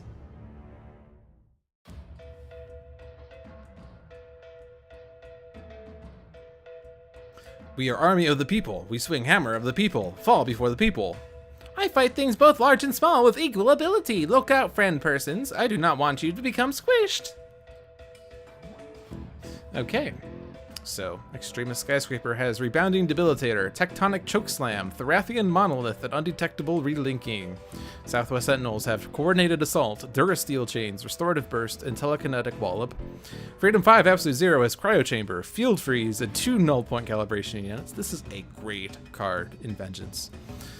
Dark Conductor Argent Adept has 2 Arcane Cadences, a Counterpoint Bulwark, and Zeus Bell. So, Proletariat, Villain, the Everyman. Setup. At the start of the game, Proletariat enters play the Everyman side up. 2 cards named Proletariat are put into play. The villain deck is shuffled. Gameplay. Whenever this card will be dealt non-psychic damage, redirect that damage to the clone card with the lowest HP. At the end of Proletariat's turn, this card deals the hero target with the highest HP 2 melee damage. Advanced. At the end of Proletariat's turn, move a clone card from Proletariat's trash into play. We have Citizens Hammer and Anvil. Citizen Hammer, Villain, Arsonist of the Dawn. Setup. At the start of the game, Citizen Hammer enters play Arsonist of the Dawn side up. Cards are revealed from the top of Citizen's Hammer and Anvil's deck until one position card is revealed and put into play. Other revealed cards are shuffled back into Citizen Hammer and Anvil's deck. Gameplay. Citizen Hammer is immune to damage dealt by Citizen Anvil. At the end of Citizen Hammer and Anvil's turn, Citizen Hammer deals the non-villain target with the second highest HP 2 fire damage. Advanced. Increased damage dealt by Citizen Hammer by 1. We have Citizen Anvil, Villain, Guardian of the Dawn. Setup. At the start of the game, Citizen Anvil enters play Guardian of the Dawn side up. Hammer and Shield is put into play in Citizen Hammer and Anvil's deck. I keep not saying citizens. Citizens! Hammer and Anvil's deck is shuffled. Gameplay. Citizen Anvil is immune to damage dealt by Citizen Hammer. At the end of Citizen's Hammer and Anvil's turn, if Citizen Hammer is incapacitated, Citizen Hammer's character card flips and is restored to 17 HP. Advanced. Reduce damage dealt to Citizen Anvil and Citizen Hammer by 1.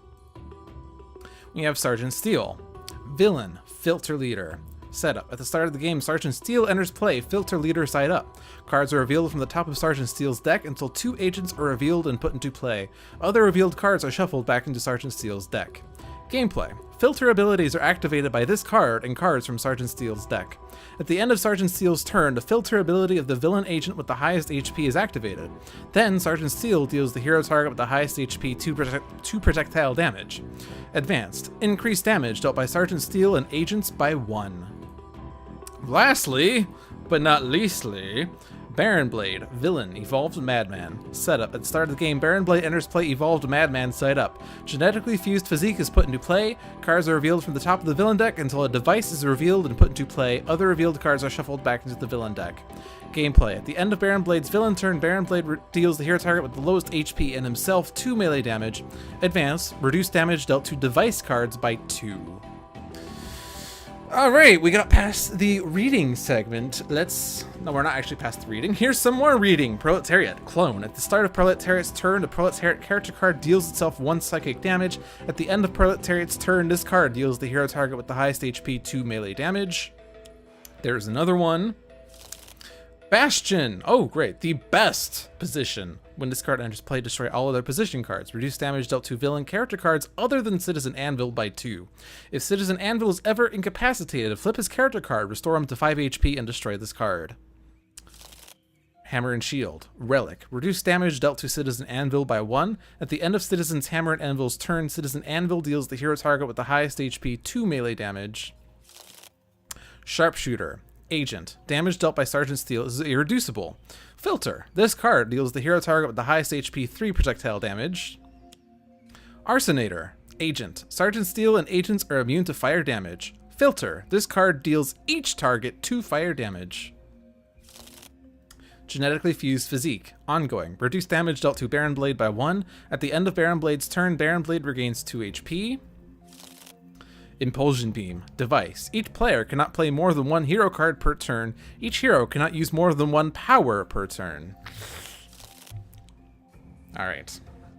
So that's the worst device, and of course we're playing advanced, so it's going to be hard to get rid of. Flanking maneuvers. Ongoing. Whenever the Proletariat character card deals damage to a hero target, the clone card with the lowest HP deals the hero target with the highest HP 1 melee damage. So damage, followed by damage, and then damage, and then damage. Great. Alright, so, to be frank, I'm slightly unfamiliar with Extremist Skyscraper, so I'm going to read these for my sake. Normal, you may either play a link or move a link from your trash to your hand, play the bottom card of your deck. I don't know why that was... This is not... Yeah, you can't see my mouse, can you? I'm actually clicking the bottom middle of the change card button, and it's changing the HP indicator. That is not where my mouse is. I actually have to click the upper. When if I go too low, like, see, it turns green when you're actually hovering in the place where you can click, but if you go too low, it turns gray, even though my mouse is still over it. All right, anyway. That is a bug that is irrelevant to everything.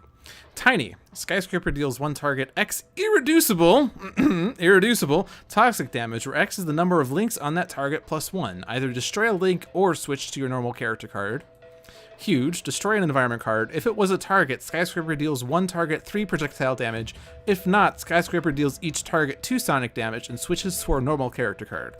And according to John, from when I was guest hosting a Sentinels live, you actually have to destroy an environment card in order for this to do anything. So we don't really want to go huge because this power is not going to do anything.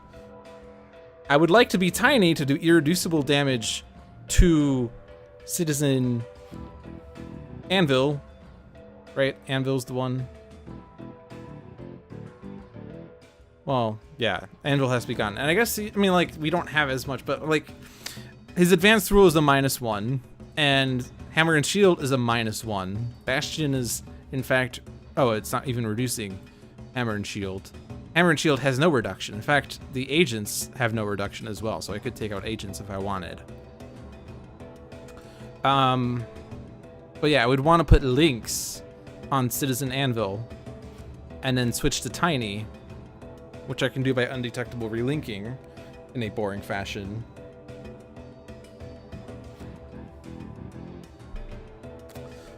Or I could Tectonic Chokeslam, but then I won't be able to use my huge power. I do 1 target 4 melee, and then each target 1, which would hit only the Proletariats and the agents and the Hammer and Shield. Or I could put the Rebounding Debilitator out, and then improvise and get something random. So I'm gonna do that. Just load Citizen Anvil with links so I could do a major irreducible blow to him. Except I cannot play the bomb card of my deck. Because of that card. Alright, whatever.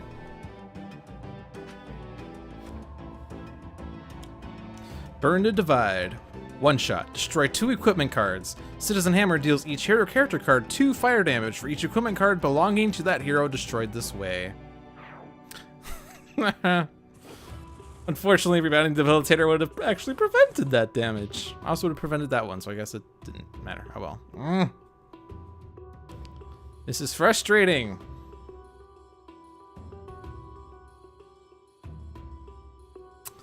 Like a coordinated assault on Anvil. Even though it's being reduced by 2, but it's still 3. I'm gonna go ahead and block because there's a lot of damage. Just play my best card all the time. Mission objective. Ongoing. Play this card in a hero play area that does not already have a mission objective in it. Increase damage dealt to targets in this play area by agents by 1. This is a little awkward because Arsonator is gonna go off. Trigger the one with the highest HP. Arsonator deals each target 2 fire. So, I obviously don't want to put this on the Sentinels. That would be rough. I guess absolute 0, because if he gets a fire module, that would be the best. Going to bed? Alright, Cult of Gloom. But, before you go to bed, don't forget to turn that frown upside... No, don't turn that frown upside down. Turn it into Eldritch Power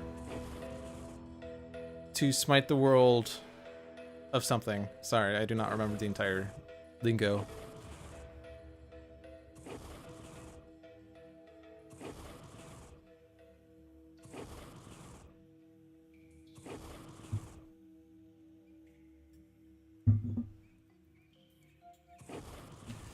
Ouchies. At least you're doing damage to the Impulsion Beam.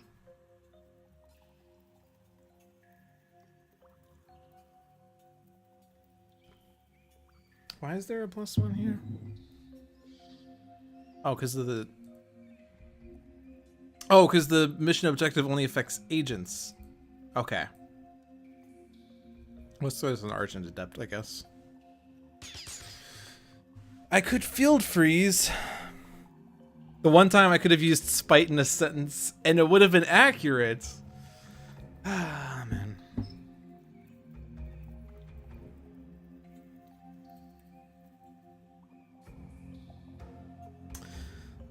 Let's see. So this puts a card into play, so I could still use that power to get an ongoing.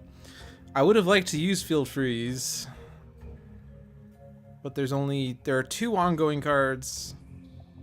And it's going to do 0 damage to villain character cards, which is what I really care about. I mean, it would still do 2 damage to Hammer and Shield, Proletariat, Clone, Sharpshooter, Arsonator. It would not do damage to Impulsion Beam. I could put out Cryo Chamber, since I do not have the fire module, and this would reduce the self damage. I could put out the Null Point and hope that it survives. I'm going to put out the Cryo Chamber, because this will also help with the... There are 3 ongoing cards. What's the 3rd one? There's nothing else in play. Oh, Genetically Fused Physique, that's right. Okay. I missed that one. Okay, I am actually going to do that, because I do want to get rid of Genetically Fused Physique. Even though it's not really going to help with doing damage to Baron Blade for the time being. So, no, I did know of Mission Objective, but I forgot about Genetically Fused Physique. Well, I was counting Flanking Maneuvers and Mission Objective. That was the one that I knew of, but I forgot about Genetically Fused Physique. Alright, this at least gets rid of the Clone. Not that I can actually do damage to Proletariat. No, actually, no, I can, because Bastion's only -2. Right. Right. Right. Bastion does not say that cards are immune to damage. It says reduce their damage by 2. But 2 is less than 3, says the math teacher. Alright. Now what do I want? I can get any of these cards.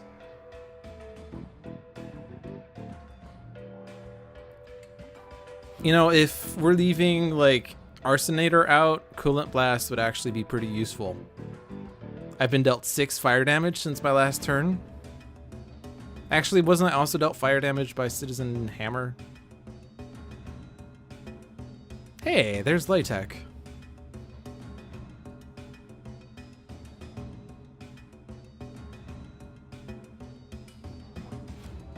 Or is it Latek? It is Latek, right? Like, end is tech. I just can't remember. You would think I would know this since I use it weekly to type things up. Latek. I think it's Latek. Yeah, whatever. Let's see. Coolant Blast, but Cold Snap. Like, I wanted Cold Snap, but now I can't.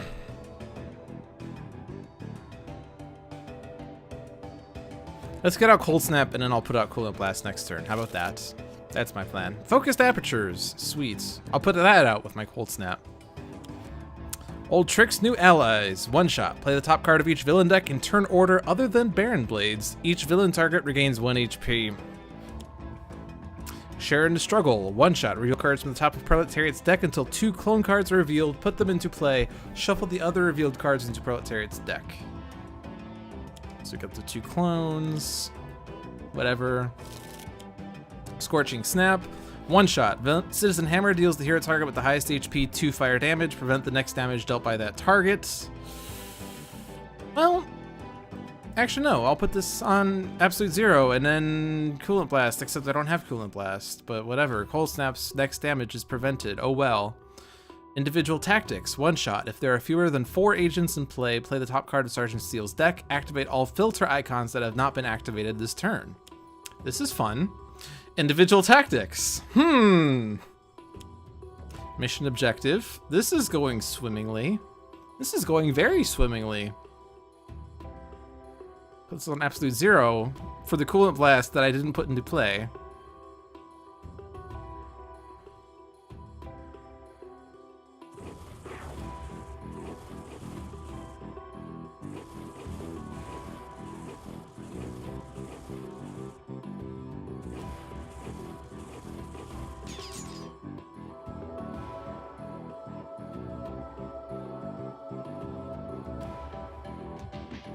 All right, we survived.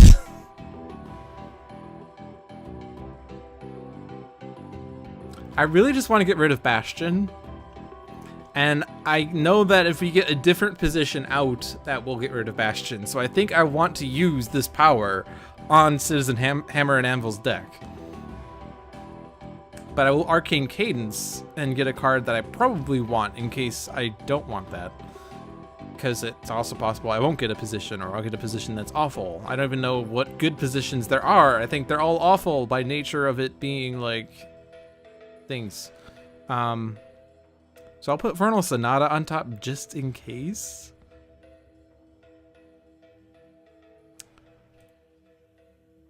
So, like, this version of Argent Adept has difficulty triggering songs. So it's not like I even want songs. I have Counterpoint Bulwark and I have Zeus Bell, so that someday I could activate both of those. Or both of the Rhythm and Harmony. So Instrumental Conjuration is strong. Vernal Sonata on top. Then these two don't really matter as... Wait, oops, I messed that up already because I wanted to play... Wait. Oh, I'm playing one anyway. Right. Okay, I'll just play Lacertus Adamant. I forgot. No, I can't play. Never mind. Because of the Impulsion Beam. Right. Alright, Citizen's Hammer and Anvil. And Argent Adept. There's the position. Wildfire. Deal each non-villain target 1 fire damage. And okay, that is fine, because I can actually do something with that.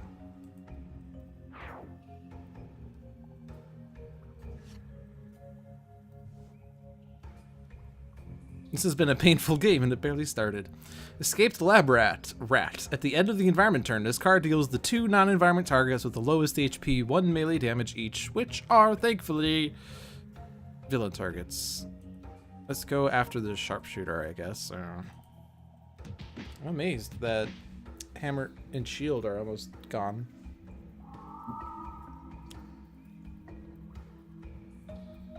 Regroup and recover. One shot. Destroy all clone cards. Proletariat regains 3 HP for each card destroyed this way. Play the top card of Proletariat's deck. Great. The Radioactivist. Nemesis. At the end of Proletariat's turn, this card deals the hero target with the highest HP 1 fire damage. Only 1. Proletariat. Just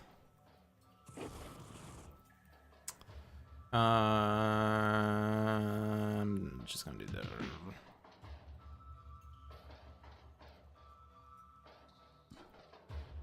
All right.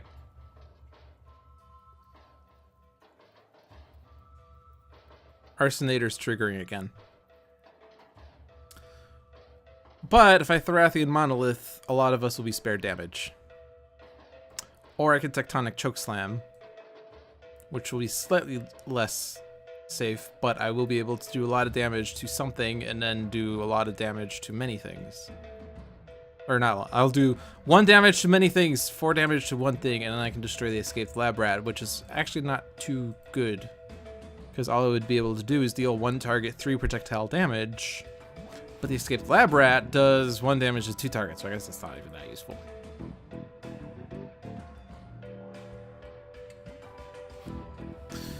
What do? I'll play safe. We've taken a lot of damage.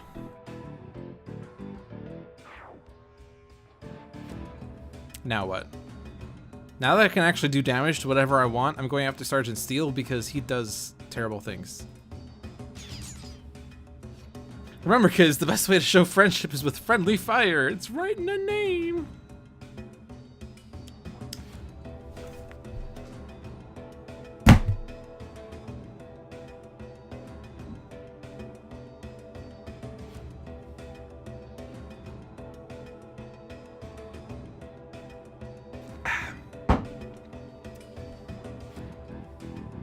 I'm just gonna wait for chat's reaction.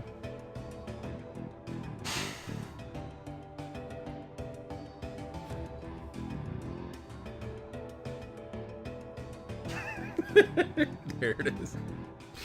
All right, we're gonna finish the bottle.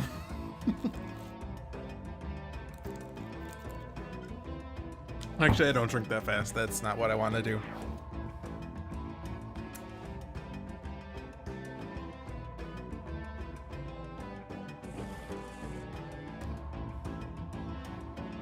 So it turns out what I should have done was not play the top card of Citizen Hammer and Anvil's deck, because I would have gotten the Wildfire out for 1 round and then I could have done things with it.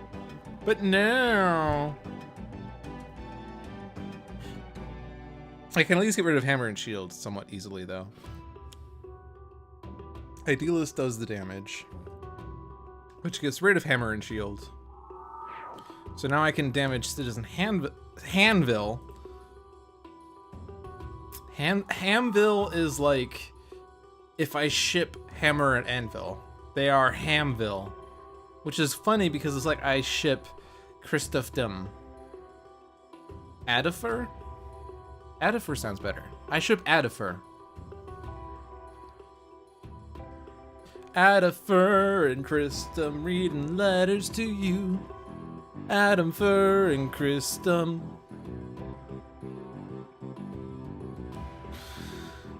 Oh, geez, and there's a bunch of minuses. I can get rid of the irreducibility of Sergeant Steel. Or I can do 1 point of damage to one thing. Arrgh.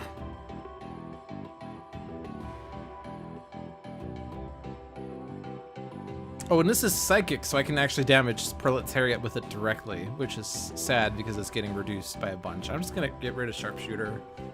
Since we're redirecting to Skyscraper, we don't want irreducible damage out there. And I don't need to block because it's redirecting, so I can just do direct damage or HP recovery. This is only 1 point of damage, though, to Anvil. So I think I'm going to give HP recovery to Skyscraper. Team communication would be great if I could play more than one card in a turn. Filter Strike Force. One shot. Reveal cards from the top of Sergeant Steele's deck until one agent is revealed. Put it into play and activate its filter ability. Discard the other revealed cards. Field Inventor. Agent. Increase damage dealt by Sergeant Steele and agents by 1. Filter. Discard the top 2 cards of each villain deck. Increase the next damage dealt by Sergeant Steele by X, where X equals the number of one-shots discarded this way. So...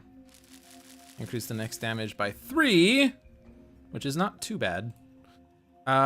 Did we discard a position? We did not, so that's excellent. And then there's a bunch of damages across the board, so boom. I guess it's possible that order did matter. Actually, this is where Skyscraper dies, so actually order does matter. Why did I want to put out the Rathian Monolith again? Someone remind me. Actually, no, this doesn't matter because... yeah, there it is. Skyscraper's down. Direct damage. Ouch. Here's my Cold Snap.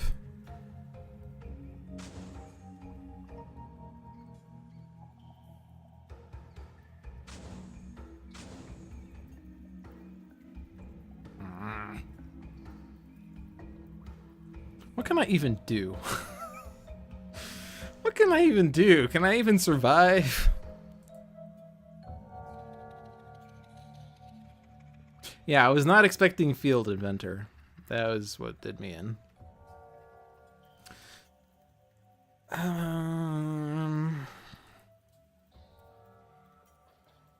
There's not any cold damage going around still.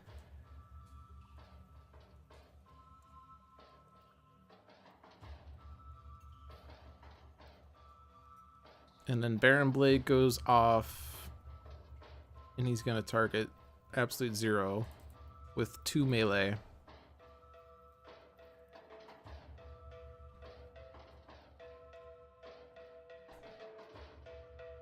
I'm just gonna put out Focused Apertures. I don't think it really matters what I put out. Oh look, onboard module installation, so I can get the fire module. Vengeful Assault. One shot. Baron Blade deals the hero with the most cards in play 3 melee damage. Increase damage dealt by villain targets by 1 until the start of Baron Blade's turn. There just wasn't enough damage increases in this game. There just really wasn't enough damage increases. It's good that I chose not to use my base power, because otherwise I'd have died right there. Be that as it may, I'm still gonna die. Alright, Vernal Sonata. I don't know if there's any purpose to this, but Vernal Sonata. And I can actually choose what card could be played. Maybe. I could Field Freeze. Are there ongoing cards? No? Okay. Actually, there is one mission objective. Telekinetic Wallop. Or Arcane Cadence. Bearing in mind I cannot play more than one card a turn, although actually, yeah, I still can't play one more. Telekinetic. Field Freeze. Arcane Cadence. Alright.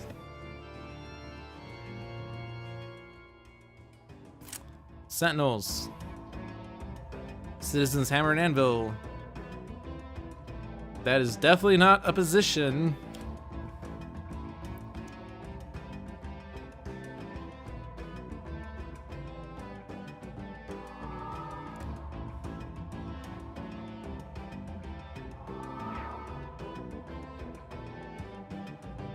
Yeah, Arsonator sort of has to go.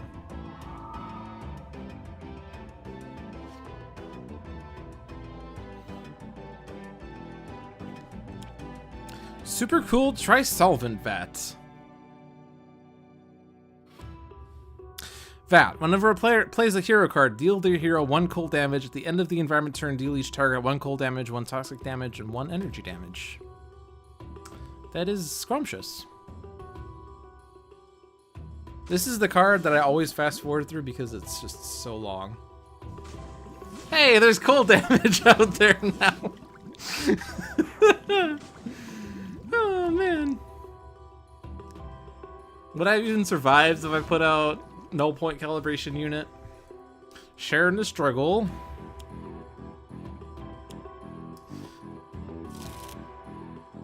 Damage.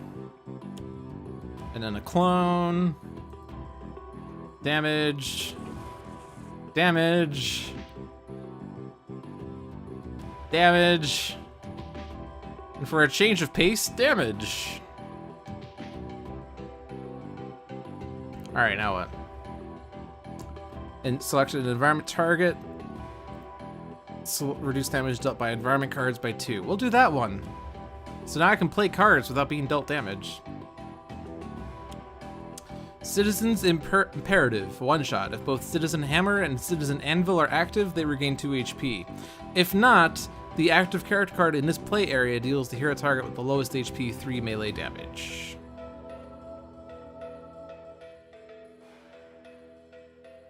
So who do you want to die? I hate this question. This is the worst question. Is there an end of turn? No, there's no end of turn action there, so... Do I anticipate using Idealist? I could use Restorative Burst, so I don't need Idealist.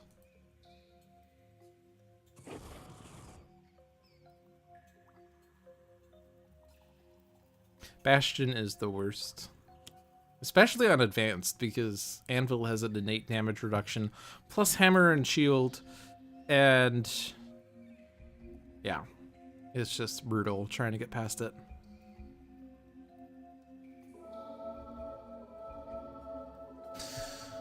Well, I can block and maybe hope for the Sentinels to survive long enough.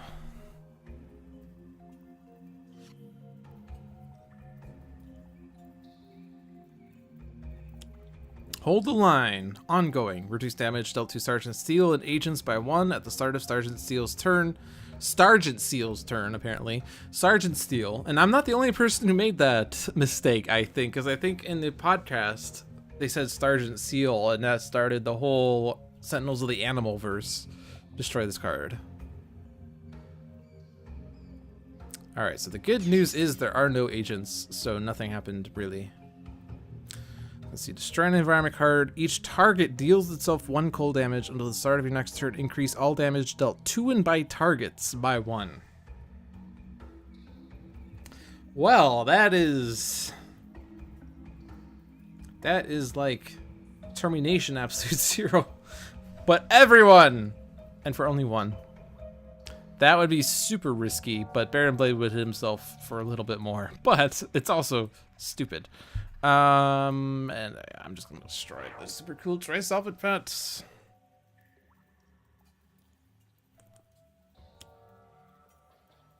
Zhulong. Nemesis. At the end of Baron Blade's turn, move 1 Nemesis card from Baron Blade's trash pile into play.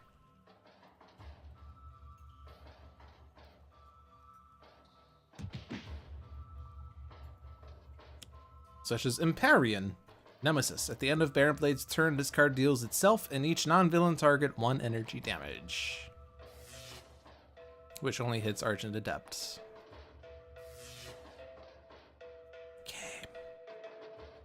Here we are.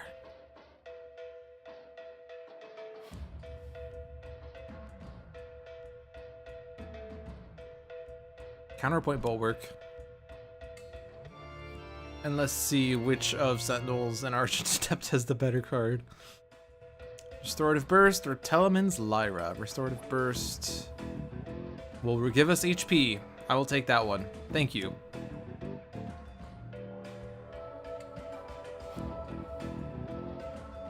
Do you believe in the biomimetic plasma vats? Which I used to think was the biometric plasma vats. Nope, we got the escaped lab rat. Oh good, it's going after mainstay. Oh, but right, we reduce damage dealt by environment cards by 2. Right. Regroup and recover, which destroys all of these. Proletariat regains more HP. Doc Tusser, Nemesis. At the end of Proletariat's turn, this card deals the hero target with the second lowest HP 1 projectile damage.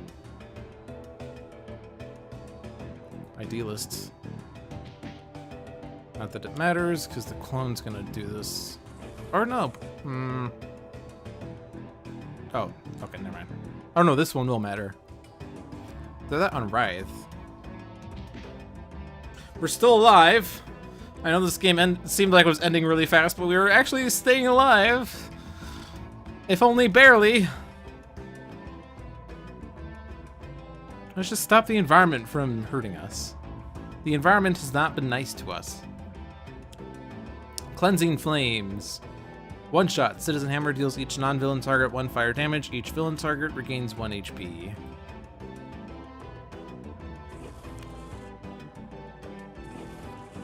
So.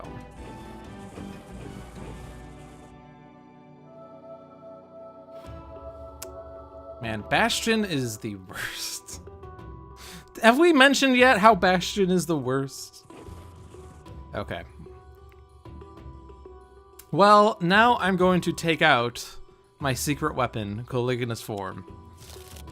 I cannot play a card, but I have Coligonous Form. I cannot lose now. I cannot lose. Espion Agent. Agent. Sergeant Steel and agents are immune to damage dealt by non-hero targets. Filter. Discard the top card of a hero deck. If the discarded card was a one-shot, this card deals that deck's hero character card 2 projectile damage. Let's discard Argent Adept. Oh good, it was a one-shot.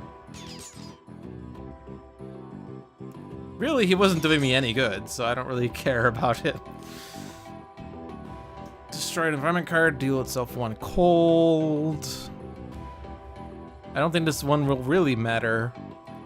But hey, Sentinels will not be dealt any damage this way.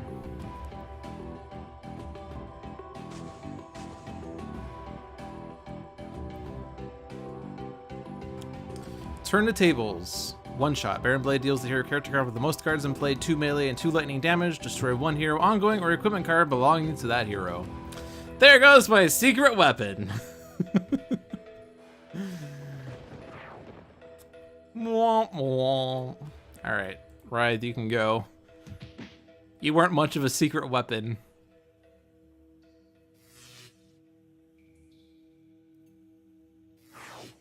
Alright, we have 4 hit points across the 3 hero character cards still in play. Play a card, draw a card, destroy a target with 2 or fewer. We can destroy Radioactivist, but he's not really doing much. Play a card? Do you have something useful, Sentinels? Second chance? Yeah, we can bring back Writhe. We'll bring back Writhe.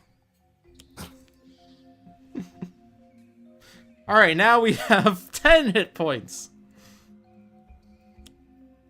Oh, good. Irradiated Cyclohexene Vat. Vat. Convert all damage to toxic damage. Increase all damage by 1.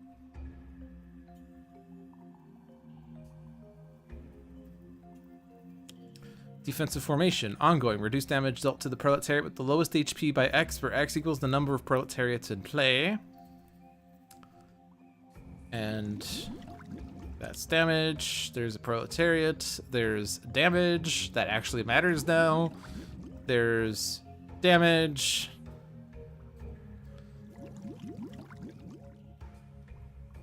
And then damage. And then damage. Oh my gosh, we're still alive.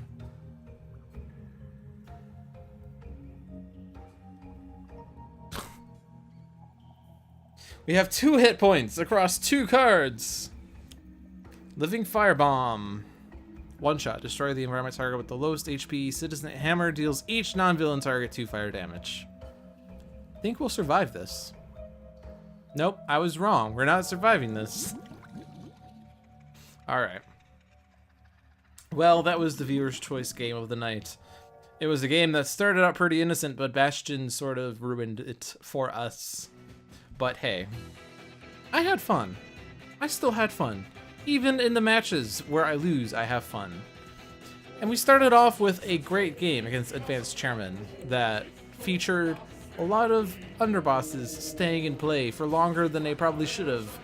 But it involved a lot of strategy that I have not really employed in a Chairman game, to be honest. I usually destroy underbosses as fast as I can, and I try to prevent the Chairman from playing cards, but that was a rare instance where I was keeping underbosses in play, keeping the Informant in play to play lots of cards. If you're just checking the end of this video, you should really check out the Chairman game. It's not as epic as the first Dolphins Dive game featuring Ultimate Chairman and Visionary soloing it, but it is a pretty exciting match with a lot of discussion, a lot of strategy, and a lot of fun in chat.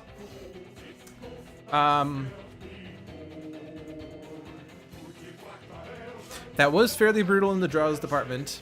If we had gotten a module that was useful, if we had gotten both the fire and the cold modules, then certainly Absolute Zero would have been able to turn a lot of fire damage around to cold damage to keep himself alive.